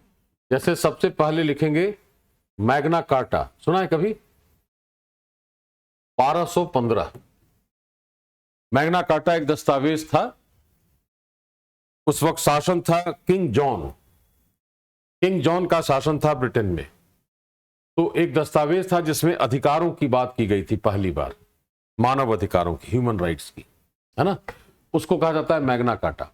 सबसे पहला दस्तावेज है, मानव अधिकारों का सबसे पहला दस्तावेज है विश्व का। तो कोई भी चीज जब पहली बार बनती है तो उसको नाम दे दिया जाता है कि ये मैग्ना कार्टा है। इसका मतलब वो होता है कि Magna carta is a document which is the first document about human rights in the world. उसके पहले ह्यूमन राइट्स के बारे में कोई जानकारी नहीं थी। तो किसी भी दस्तावेज को अगर देखेंगे, जो सबसे पहली बार दस्तावेज बना उसकी तुलना कर दी जाती है कि उसका महत्व वही है जो मैग्ना कार्टा का महत्व था। तो सबसे पहला स्रोत तो यही है। दूसरा है पिटिशन ऑफ राइट्स 1628, और तीसरा है बिल ऑफ राइट्स 1689। ये 3 दस्तावेज हैं ब्रिटेन में जो लिखित हैं, और इनसे ब्रिटेन का अलिखित संविधान काम करता है। उसी तरह अगर इजराइल देखें तो इजराइल का जो लिखित स्रोत है उसको कहा जाता है हरीरी रूल्स। इजराइल के संविधान का, अलिखित संविधान का लिखित स्रोत, उसका नाम है हरीरी। एक व्यक्ति का नाम था जिन्होंने बनाया था इसको, हरीरी नियमावली कहते हैं उसको। उसके बेस पर इजराइल काम करता है। तो कहने का अर्थ हो गया कि जो अलिखित संविधान है उसके स्रोत सदैव लिखित होंगे, इसलिए वहां काम करने में समस्या नहीं होती। ठीक है। संहिताबद्ध का मतलब होता है कि संहिता एक, जैसे मान लो सुना होगा भारतीय दंड संहिता ना, आईपीसी, इंडियन पिनल कोड सुना होगा ना, आपराधिक प्रक्रिया संहिता CrPC, code of criminal procedure. तो शब्द आया है संहिता। संहिता का भी मतलब है कानून। संहिता का मतलब होता है कि उस विषय से संबंधित जितने प्रावधान हैं सब एक ही दस्तावेज में है। मतलब कि अगर हमें दंड देने की बात करनी होगी किसी को, तो हमारे पास एक ही दस्तावेज है, वह है आईपीसी। उसी में सारे कौन सा कार्य अपराध है, किस अपराध के लिए कौन सा दंड है, सारी बात उसमें लिखी हुई है। तो संहिता का मतलब हो गया कि जिस विषय पर वह संहिता बनाई गई है उस विषय से संबंधित जितने प्रावधान हैं सब एक दस्तावेज में। जैसे हमारा संविधान है अगर, तो संविधान से रिलेटेड जितनी बातें सब एक ही दस्तावेज में है ना। तो उस तरह के संविधानों को कहते हैं संहिताबद्ध, कोडिफाइड। बहुत देश ऐसे हो सकते हैं जहां एक से ज्यादा दस्तावेज में संविधान की बात कही गई हो। जैसे ऑस्ट्रेलिया एक उदाहरण है। ऑस्ट्रेलिया का एक संविधान है पहले से 1901, 1901 का संविधान है ऑस्ट्रेलिया का। लेकिन वहां पर एक और कानून बनाया गया जिसका नाम है ऑस्ट्रेलिया एक्ट 1986। उससे भी हमें सरकार को मार्गदर्शन मिलता है, वह भी संविधान की तरह काम करता है। तो संविधान से रिलेटेड 2 दस्तावेज हो गए। आया समझ में? इसका मतलब हुआ कि ऑस्ट्रेलिया का संविधान लिखित संविधान तो है, संहिताबद्ध नहीं है। ये वाक्य समझ में आया? ए कॉन्स्टिट्यूशन में बी रिटन नॉट कोडिफाइड। लिखित हो सकता है, संहिताबद्ध नहीं भी हो सकता। क्यों? क्योंकि एक से ज्यादा दस्तावेज में संविधान होगा। अगर लिखित है और एक ही दस्तावेज है तो लिखित भी है और संहिताबद्ध भी है। जैसे भारत, अमेरिका, ये सब संविधान रिटन भी है, कोडिफाइड भी है। नहीं आया समझ में? फिर बता रहा हूं। आया समझ में? नहीं, मैंने ये कहा कि हमने संविधान लिखा है, ठीक। अगर संविधान को लेना हो मुझे बाजार से तो कितनी किताबें ली जाएंगी? एक ही ना। उस पर लिखा होगा भारत का संविधान 1949, 26 जनवरी 1950 से प्रभावी। एक ही दस्तावेज होगा। अगर वो 2 दस्तावेज दे दे हमको, 2 किताब दे कि भारत के संविधान का भाग 1 यह है और भाग 2 यह है, तो हमने यह कहा कि भारत का संविधान लिखित तो है लेकिन एक डॉक्यूमेंट में नहीं है, वह एक से ज्यादा डॉक्यूमेंट है। तो अगर एक डॉक्यूमेंट में होता तो उसको संहिताबद्ध कहते। अगर एक से ज्यादा है तो असंहिताबद्ध हो गया। अब ठीक है। तो एक संविधान लिखित हो सकता है संहिताबद्ध नहीं हो, एक से ज्यादा दस्तावेज हो। जैसे ऑस्ट्रेलिया के संविधान को खरीदेंगे अगर तो 2 किताबें देगा वह, constitution of Australia 1901 and Australia act 1986। Bharat का संविधान या अमेरिका का संविधान देखेंगे तो एक ही दस्तावेज है। हमारे लिए प्रश्न का स्वरूप कैसा होगा? शुरू में कहा था ना कि कुछ प्रश्न विश्लेषण आधारित हो सकते हैं। वो कैसा होगा? वाक्य दे दिया जाए, सही है या गलत है। लिखा जाएगा कि प्रत्येक लिखित संविधान संहिताबद्ध होता है। वाक्य सही है या गलत? गलत है वाक्य ना। इसका मतलब कि एक अपवाद है हमारे पास, ऑस्ट्रेलिया, जहां संविधान लिखित होने के बावजूद संहिताबद्ध नहीं है।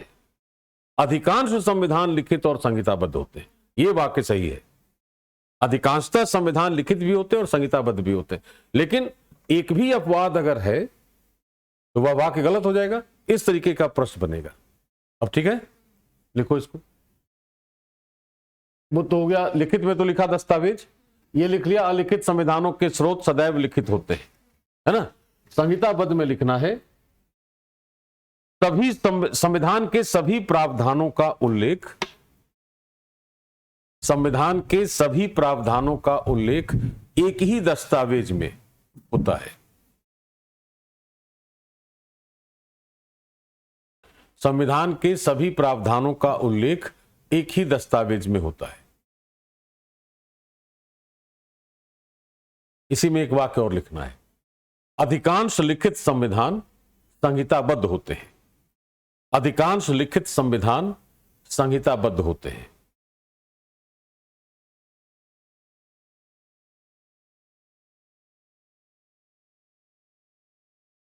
जैसे भारत, अमेरिका, ये सब उदाहरण है। अधिकांश लिखित संविधान संहिताबद्ध होते हैं।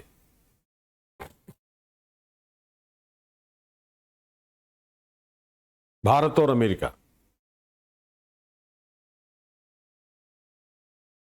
और असंहिताबद्ध में हो गया है ऑस्ट्रेलिया। हाँ, एक से अधिक दस्तावेजों में संविधान के प्रावधान होते हैं। असंहिताबद्ध में एक से अधिक दस्तावेजों में संविधान के प्रावधान होते हैं।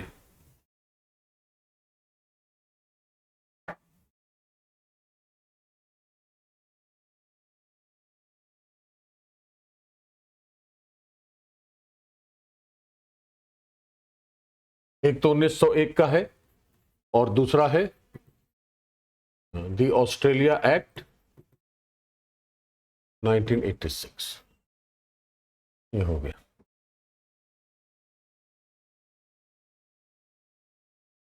अब ठीक है, एक से अधिक दस्तावेजों में संवैधानिक प्रावधान होते हैं। और अंत में लिखना है अब वर्गीकरण में, राजनीतिक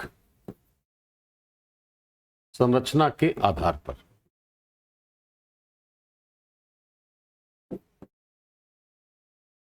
ऑन द बेसिस ऑफ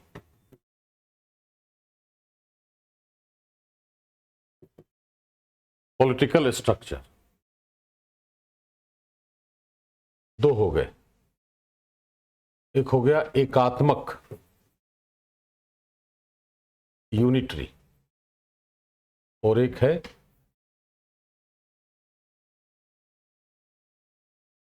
परिसंघीय। इसको कई जगहों पर पढ़ने को मिलेगा संघात्मक।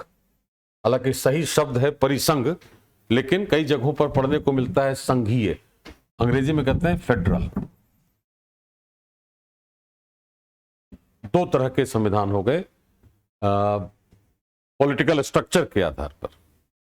जिस तरह की राजनीतिक संरचना है उस तरीके से।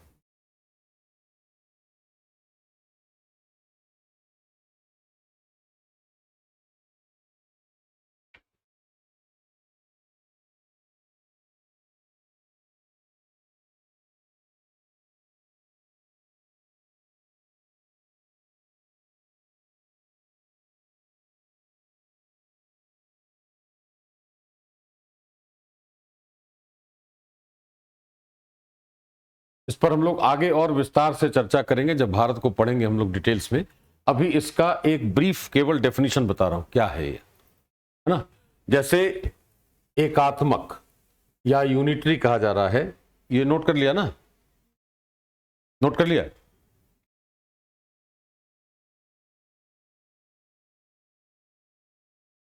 परिसंघीय है या संघात्मक भी पढ़ने को मिलेगा किसी किसी किताब में। अंग्रेजी शब्द जरूर देख लेना, फेडरल। ठीक। अब यूनिटरी जो सिस्टम है हमारा, कोई भी किसी भी देश का, वो क्या होगा? किसी भी यूनिटरी सिस्टम में कोई एक ढांचा बनाए, यहां लिखा केंद्र सरकार, यहां लिखा स्थानीय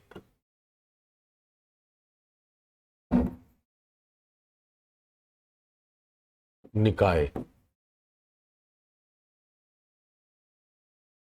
और यहां लिखा नागरिक।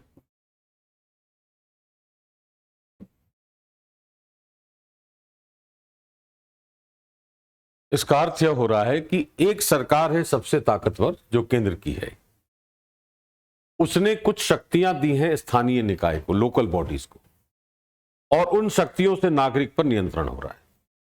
वर्टिकल कमांड कहेंगे इसको, सीधे सीधे नियंत्रण है इसका।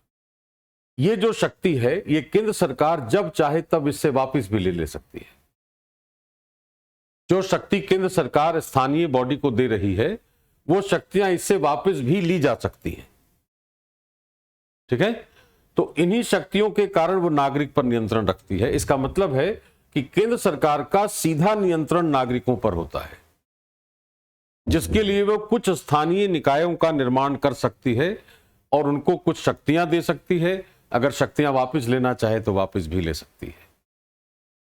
ठीक है, ऐसे ढांचे को कहते हैं एकात्मक या यूनिटरी सिस्टम। जैसे मान लिया भारत में पंचायत है, उस तरीके से, है ना, या इसी को कहा जाएगा यूनियन। जैसे ब्रिटेन, फ्रांस, जापान, ये सब बहुत अच्छे उदाहरण है ना, यूनिटरी सिस्टम की। तो ब्रिटेन का तो अलिखित संविधान है, फ्रांस का संविधान लिखित है, जापान का संविधान लिखित है ना, जिसमें केंद्र सरकार का सीधा नियंत्रण होता है। इसको लिखवा भी देता हूं एक वाक्य। यूनिटरी जो कॉन्स्टिट्यूशन है, उसमें लिखा जाएगा कि ऐसे संविधानों में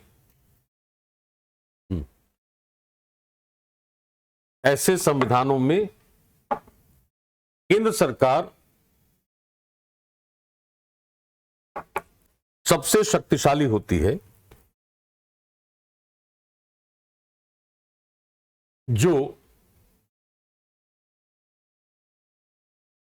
जो स्थानीय निकायों की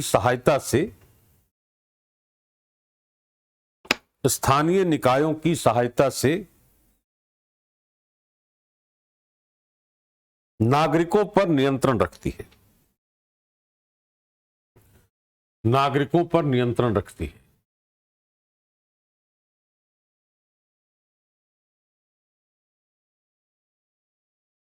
अगला वाक्य लिखना है कि आवश्यकता पड़ने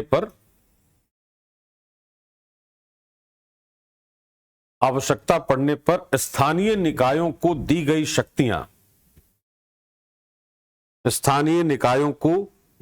शक्तियां वापस भी ली जा सकती हैं। दी गई शक्तियां वापस भी ली जा सकती हैं।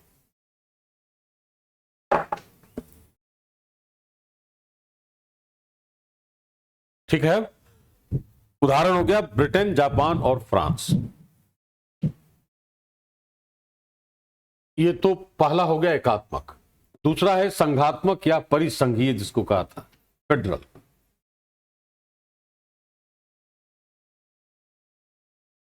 इसका मतलब है कि दो स्तर की सरकार है, केंद्र और राज्य, और तब नागरिक। तो राज्य बहुत सारे होंगे, एक से अधिक राज्य होंगे। इसमें लिखा जाएगा कि ऐसे संविधानों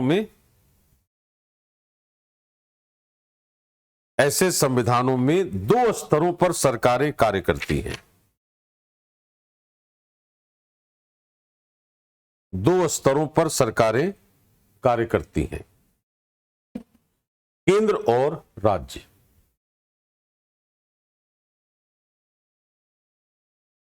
केंद्र और राज्य। ठीक है, जैसे अमेरिका, भारत,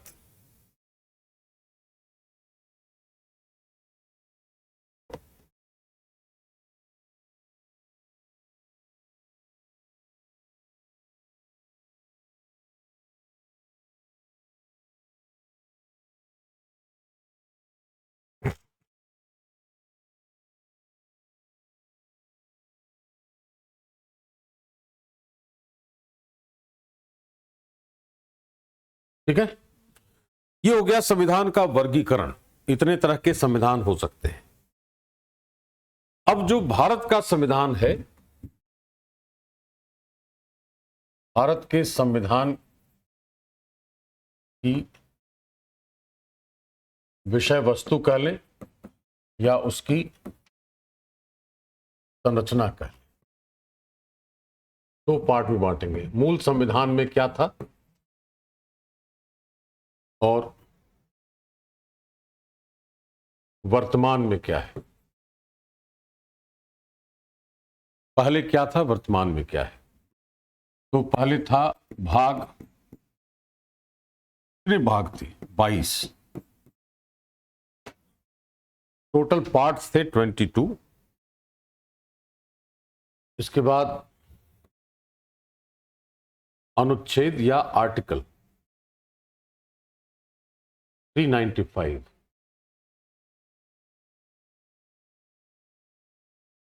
अनुसूचियां या शेड्यूल्स थे 8। ठीक, प्रेजेंट में हो गए भाग या पार्ट्स हो गए 25।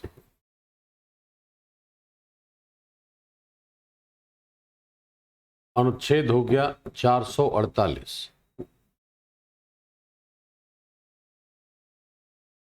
अनुसूचियां हैं 12 और टोटल संशोधन है 105 अगस्त 2021 तक।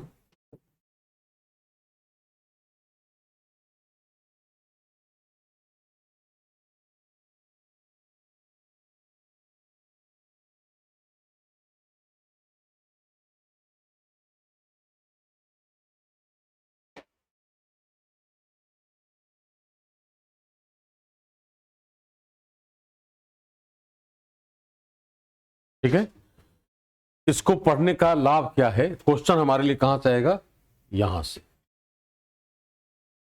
ये वाला जो एरिया है, यहां से क्वेश्चन आएगा। किस अनुसूची में क्या है, टिक कर लो उसको।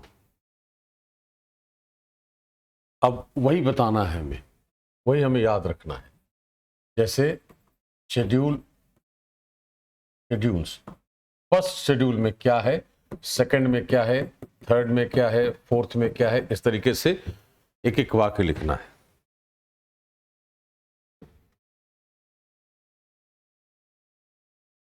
ये पूरा सेगमेंट हमारे लिए क्वेश्चन है, कई बार पूछा गया प्रश्न है। पहले में लिखना है राज्यों और संघ शासित क्षेत्रों के नाम।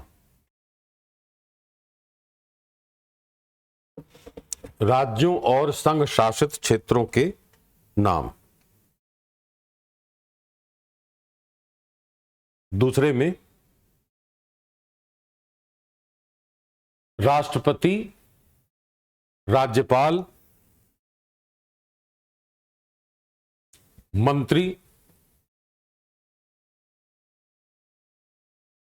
मंत्री आदि के भत्ते और विशेषाधिकार तथा उपलब्धियां। विशेषाधिकार तथा उपलब्धियां मतलब राष्ट्रपति को कितना वेतन मिलेगा, मंत्री को क्या मिलेगा, राज्यपाल को क्या मिलेगा, है ना, भत्ता कितना मिलेगा। ये सारी बात अनुसूची 2 में है। ठीक है, तीसरा है अनुसूची 3 में विभिन्न अधिकारियों के शपथ पत्र। ओथ देखा होगा ना, मंत्री जब बनता है तो शपथ लेता है, या राष्ट्रपति या कोई भी, है ना। तो शपथ पत्र है, क्या पढ़ता है वह, अगर सुना होगा तो कभी लिखा है नाम पड़ता है कि मैं, उसके बाद नाम पड़ता है संविधान की शपथ लेता हूं, है ना। तो पूरा शपथ पत्र है उसमें, जिसमें ब्रैकेट में ध्यान रखना है क्या लिखना है कि इस अनुसूची 3 में राष्ट्रपति और उपराष्ट्रपति का शपथ पत्र नहीं है। राष्ट्रपति और उपराष्ट्रपति के शपथ पत्र को छोड़कर अन्य सभी के शपथ पत्र हैं, जैसे सांसद, विधायक, मंत्री, न्यायाधीश सबके हैं। ब्रैकेट में लिख लो, राष्ट्रपति तथा उपराष्ट्रपति का शपथ पत्र छोड़कर।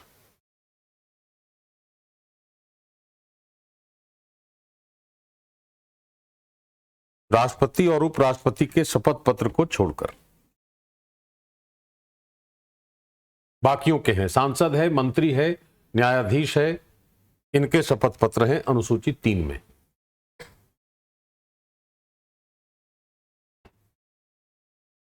ठीक है। अनुसूची 4 में है प्रत्येक राज्य के लिए राज्यसभा की सीटों की संख्या। प्रत्येक राज्य के लिए राज्यसभा की सीटों की संख्या।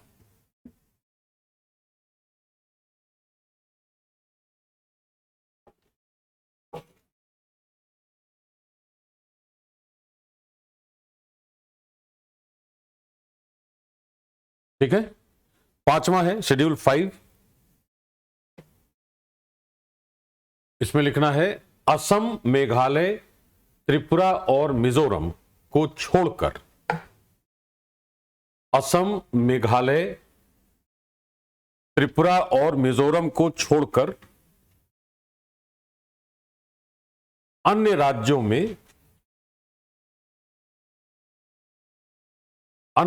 में अनुसूचित क्षेत्रों का प्रशासन,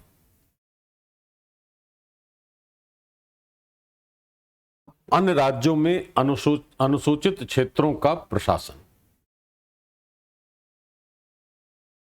अनुसूचित क्षेत्र का मतलब हो गया यहां जहां ट्राइबल पॉपुलेशन ज्यादा है। प्रशासन जैसे पूरा नॉर्थ ईस्ट देखें अगर, या कोई भी राज्य है, तो जहां पर जनजातियां हैं, ट्राइबल्स हैं, जहां उस क्षेत्र को घोषित किया जा सकता है शेड्यूल्ड एरिया, जनजातियों के क्षेत्र के प्रशासन के लिए। तो इन 4 राज्यों को छोड़कर बाकी जितने भी राज्य हैं उनमें अगर कोई क्षेत्र अनुसूचित क्षेत्र घोषित कर दिया गया तो वह कहा जाएगा शेड्यूल्ड एरिया, या उसको अनुसूची 5 में रखें। जैसे मान लें कि असम, मेघालय, त्रिपुरा, मिजोरम को छोड़कर झारखंड में, छत्तीसगढ़ में, बिहार में कोई ऐसा क्षेत्र है जहां जनजातियां रहती हैं, उस क्षेत्र को वहां का राज्यपाल घोषित कर सकता है कि यह क्षेत्र अनुसूचित क्षेत्र कहा जाएगा, जिसमें कुछ खास कार्यक्रम चलाए जा सकते हैं ट्राइबल्स के लिए। ठीक है। तो 4 राज्यों को छोड़ देना है अनुसूची 5 में। इन 4 राज्यों के अलावा जो राज्य हैं वहां के अनुसूचित क्षेत्र होंगे। ठीक। और छठी जो अनुसूची है उसमें ये 4 राज्य हैं। छठी अनुसूची में लिख लो असम, मेघालय, त्रिपुरा और मिजोरम के क्षेत्रों का प्रशासन। असम, मेघालय, त्रिपुरा और मिजोरम के क्षेत्रों का प्रशासन। यह आया समझ में? 4 राज्यों को छोड़कर बाकी राज्यों में अगर अनुसूचित क्षेत्र है तो अनुसूची 5 है, और ये 4 राज्य हैं तो अनुसूची 6 है। 7th शेड्यूल है, 7वीं अनुसूची है। संघ और राज्यों के बीच विषयों का बंटवारा। संघ और राज्यों के बीच विषयों का बंटवारा, जिसके लिए संघ, राज्य और समवर्ती सूची रखी गई है। जिसके लिए संघ, राज्य और समवर्ती सूची रखी गई है। Union list, state list, concurrent list. मतलब क्या हुआ? संघ सूची में जितने विषय रखे गए हैं उन पर कानून बनाने का अधिकार संसद का है। संघ सूची में जितने भी विषय हैं उन पर कानून बनाने का अधिकार संसद का है। राइट। राज्य सूची में जितने हैं उस पर राज्य बनाएगा, और समवर्ती सूची में जितने विषय उस पर दोनों बना सकते हैं। संघ भी बना सकता है, राज्य भी बना सकता है। ठीक है। आगे फिर मौका लगेगा इसको पढ़ने का, अभी तो केवल अनुसूचियां लिख रहे हैं। 8वीं अनुसूची है भाषाएं, नंबर ऑफ लैंग्वेजेस उसमें रखी गई हैं, संविधान जिन भाषाओं की पहचान करता है। ठीक है, 9वीं अनुसूची है 9th शेड्यूल। 9th शेड्यूल है, 8वीं में तो भाषाएं हो गई, नहीं 22 भाषाएं हैं टोटल 22 हो गया। 9th में लिखना है भूमि सुधार से संबंधित कानून, भूमि सुधार से संबंधित कानून।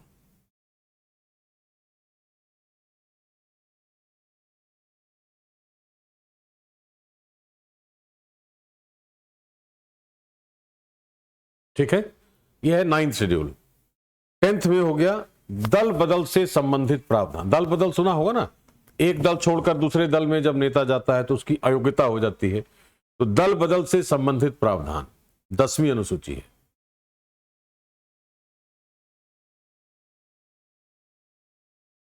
प्रावधान, ठीक है।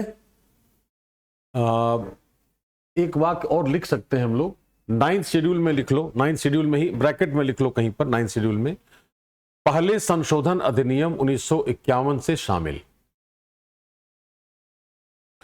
पहले संशोधन अधिनियम 1951 से शामिल।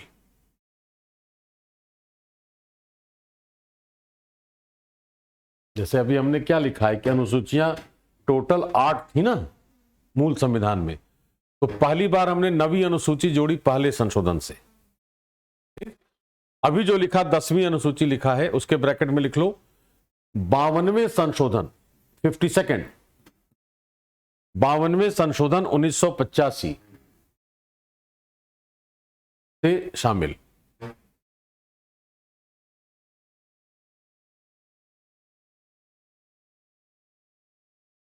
ठीक हो गया। 11वीं अनुसूची है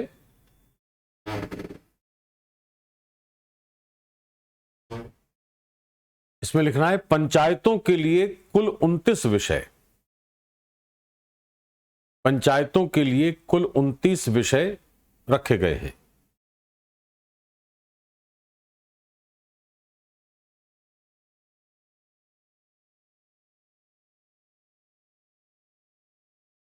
और इसको लिखना है 73वें संशोधन 1992 से शामिल, 73वें संशोधन 1992 से शामिल।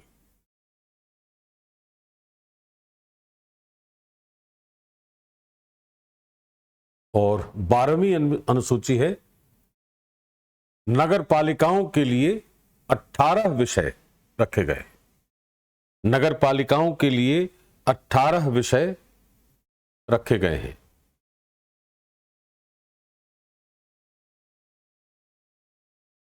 और यह है 74वें संशोधन 1992 से शामिल, 74वें संशोधन 1992 से शामिल।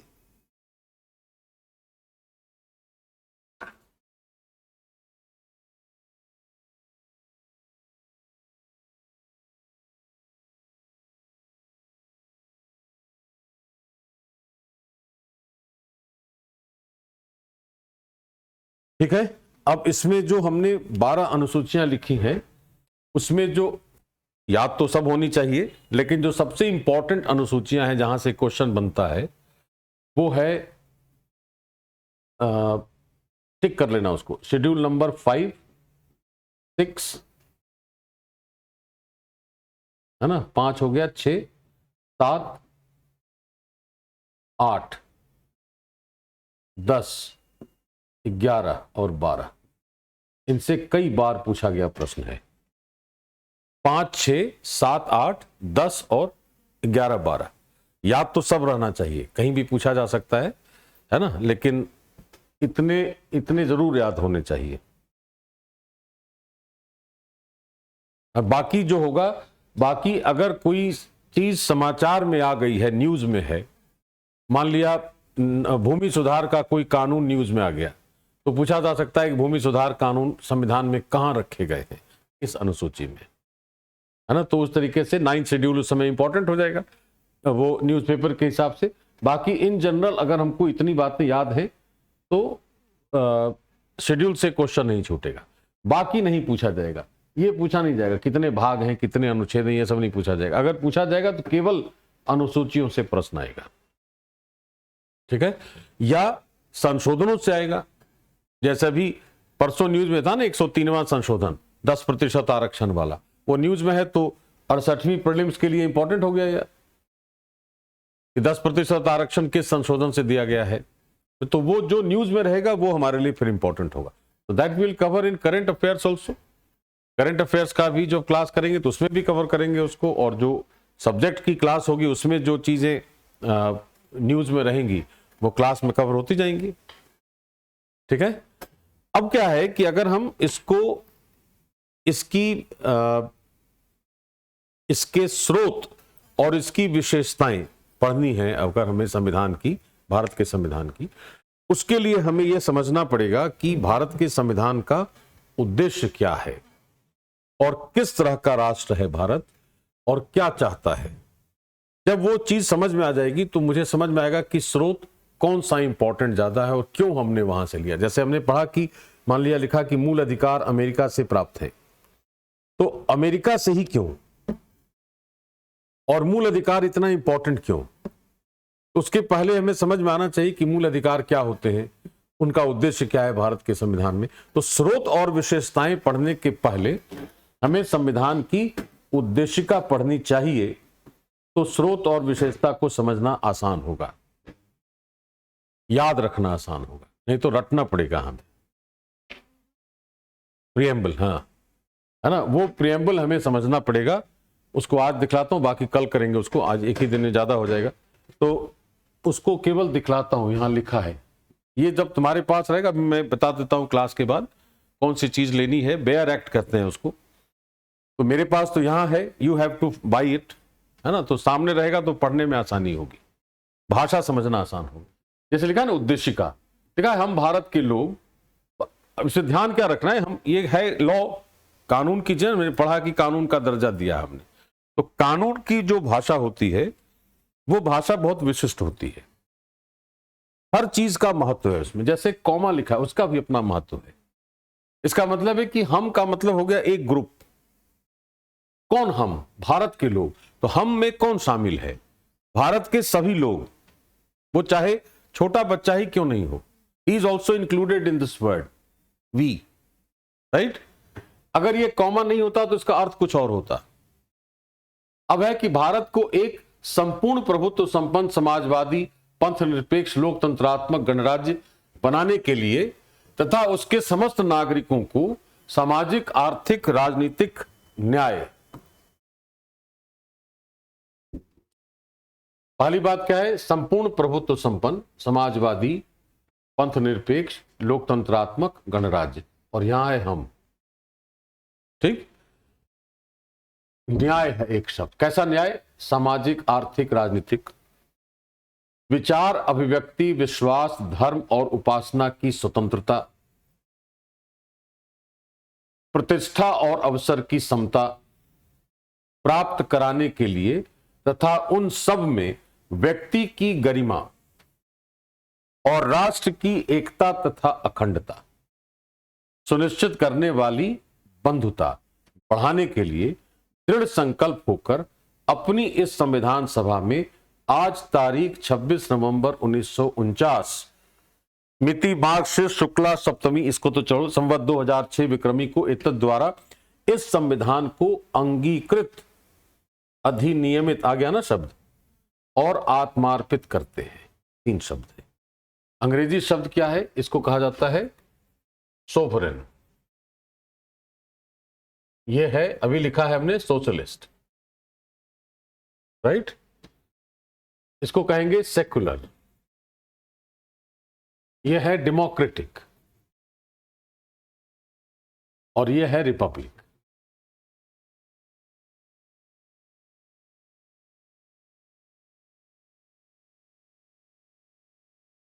यहां हो गया जस्टिस न्याय, यह है लिबर्टी, यह है equality, and this is fraternity.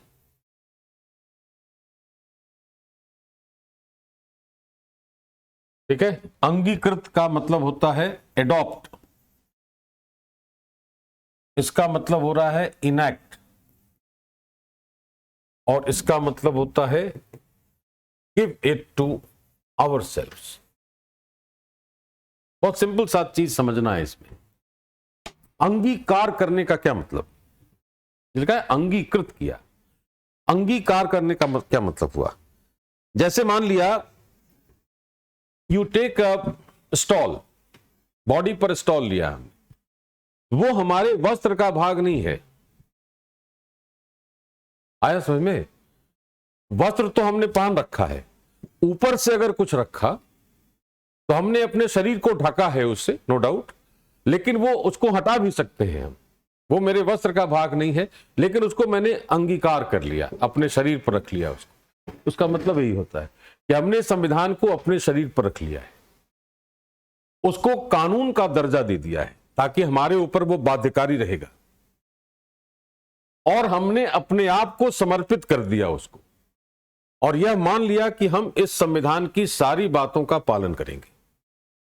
कब से? 26 नवंबर 1949 से।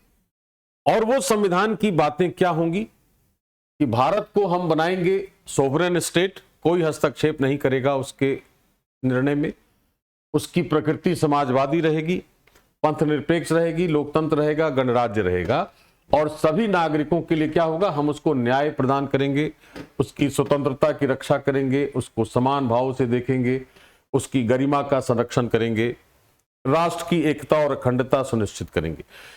ये सब हमारी कमिटमेंट्स हैं, प्रतिबद्धताएं हैं हम भारत के लोगों की, कि हम भारत के लोग इसके लिए कमिटेड हैं, प्रतिबद्ध हैं कि हम भारत की इस रूप में रक्षा करेंगे, और उसके लिए हमने अपने संविधान को अंगीकार भी कर लिया है, उसको कानून का दर्जा भी दे दिया है, और अपने ऊपर उसको बाध्यकारी भी बना लिया है।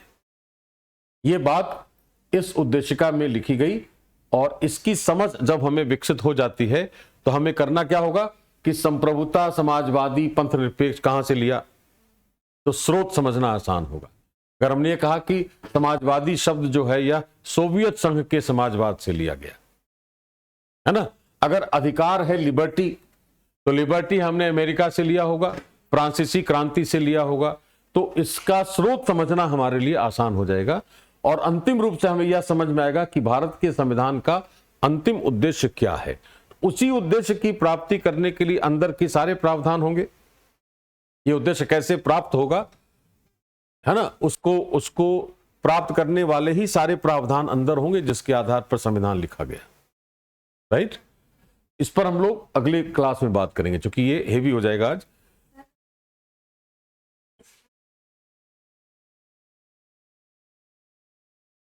हाँ हाँ हाँ, पहले जल और भोजन था, वो बढ़ते बढ़ते प्रतिष्ठा और अवसर की बात आ गई। तो ये शो कर रहा है कि हमारा संविधान इवॉल्व है, इवोल्यूशन हुआ है उसका, है ना, अचानक से हमने नहीं रखा है कुछ। डॉक्टर अंबेडकर ने लिखा है एक जगह, एक बात लिखी है कि हमने भारत के संविधान में कोई भी ऐसा शब्द नहीं लिखा है जो हमारी संस्कृति में किसी समय विद्यमान नहीं रहा हो। हर बात हमारे समाज में, संस्कृति में प्राचीन काल से लेकर अब तक विद्यमान रही है किसी न किसी रूप में। हमने उसी को उभार कर संविधान में रखा है, और उसकी भाषा, कानूनी भाषा क्या होगी, इसके लिए हमने दूसरे संविधानों का अध्ययन किया है कि उसी बात को कानून की भाषा में कैसे लिखा जाएगा। बात हमने कहीं बाहर से नहीं ली है, बात हमारे संविधान, हमारे संस्कृति में ही रही है। तो भारत की संस्कृति में बंधुता की भावना भी है, प्रतिष्ठा अवसर की भी है, सब चीजें विद्यमान है।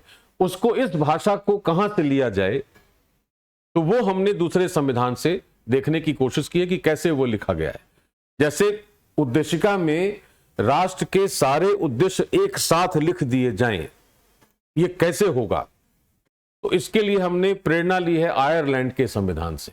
आयरलैंड का संविधान, उसकी खासियत क्या रही है कि उसमें, उसके प्रियम्बल में सारी बातें एक साथ लिखी हुई हैं। तो हमने भी उस संविधान का अध्ययन किया कि यह समझ में आया कि कैसे लिखा जा सकता है। तो उन्हें अपने अपने हिसाब से जो जो चीजें भारत में थी उसको हमने उस भाषा के हिसाब से लिख दिया। तो हमने भाषा की प्रेरणा ली है आयरलैंड से, ना कि कोई शब्द हमने निकाल लिया है वहां से। तो it is not a copied constitution, हमने कॉपी नहीं किया है संविधान को, हमने लिया वही है जो हमारे समाज में, संस्कृति में कहीं ना कहीं विद्यमान रहा है। ठीक है, इसको पर कल हम लोग फिर अगले क्लास में इस पर बात करेंगे डिटेल्स में क्या है। तुम्हारा काम यह है कि एक जो बेयर एक्ट है वो खरीदना है। भारत का संविधान है ना, मार्केट में मिलेगा, कॉन्स्टिट्यूशन ऑफ इंडिया, बाईलिंगुअल लेना, लेकिन हिंदी इंग्लिश दोनों, इतनी मोटी किताब होगी है ना। बेयर एक्ट, बेयर एक्ट का मतलब है उसमें कोई एक्सप्लानेशन नहीं है, सीधे सीधे अनुच्छेद लिखे हुए हैं। तो वो या तो सेंट्रल लॉ पब्लिकेशन का हो, सेंट्रल लॉ एजेंसी पब्लिकेशन का ले सकते है ना, वो एक ले लो और उसके हिसाब से क्लास में लेके आना है उसको, क्लास में लेके आना है। तो जैसे सामने रहेगा ना उद्देशिका, तो मेरे लिए आसान है कि मैं यहाँ अंडरलाइन, तो अपने में भी कॉपी पर नोट किया जा सकता है। आर्टिकल जब पढ़ेंगे हम लोग तब उसके हिसाब से फिर, जैसे इसके बाद अगर आर्टिकल पढ़ेंगे ना, यहाँ लिखा है भाग 1 संघ का नाम और राज्य क्षेत्र, तो मैं यहां अगर एक्सप्लेन करूंगा तो सामने रहेगी अगर आर्टिकल, तो पढ़ने में आसान होगा। ठीक है, दूसरी खासियत क्या है कि जो क्वेश्चन है, कल भी बताया मैंने कि जो कमीशन ने लिखा है वहीं से क्वेश्चन आएगा, इधर उधर नहीं होगा, और सारे क्वेश्चन आर्टिकल बेस ही होंगे, सारे क्वेश्चन होंगे। तो कुछ आर्टिकल्स अगर हमें याद हो जाए, जैसे क्वेश्चन आएगा कि संसद नए राज्यों का निर्माण कर सकती है जिसका प्रावधान किस अनुच्छेद में है, यहां 3 लिखा है। तो सीधे सीधे अनुच्छेद पर आधारित क्वेश्चन ही होते हैं, इसलिए बेयर एक्ट का होना जरूरी है। वो रहेगा तो इसको एक्सप्लेन करने में मुझे भी आसानी होगी, समझने में आसानी होगी। राइट, थैंक यू, कल मिलते हैं फिर।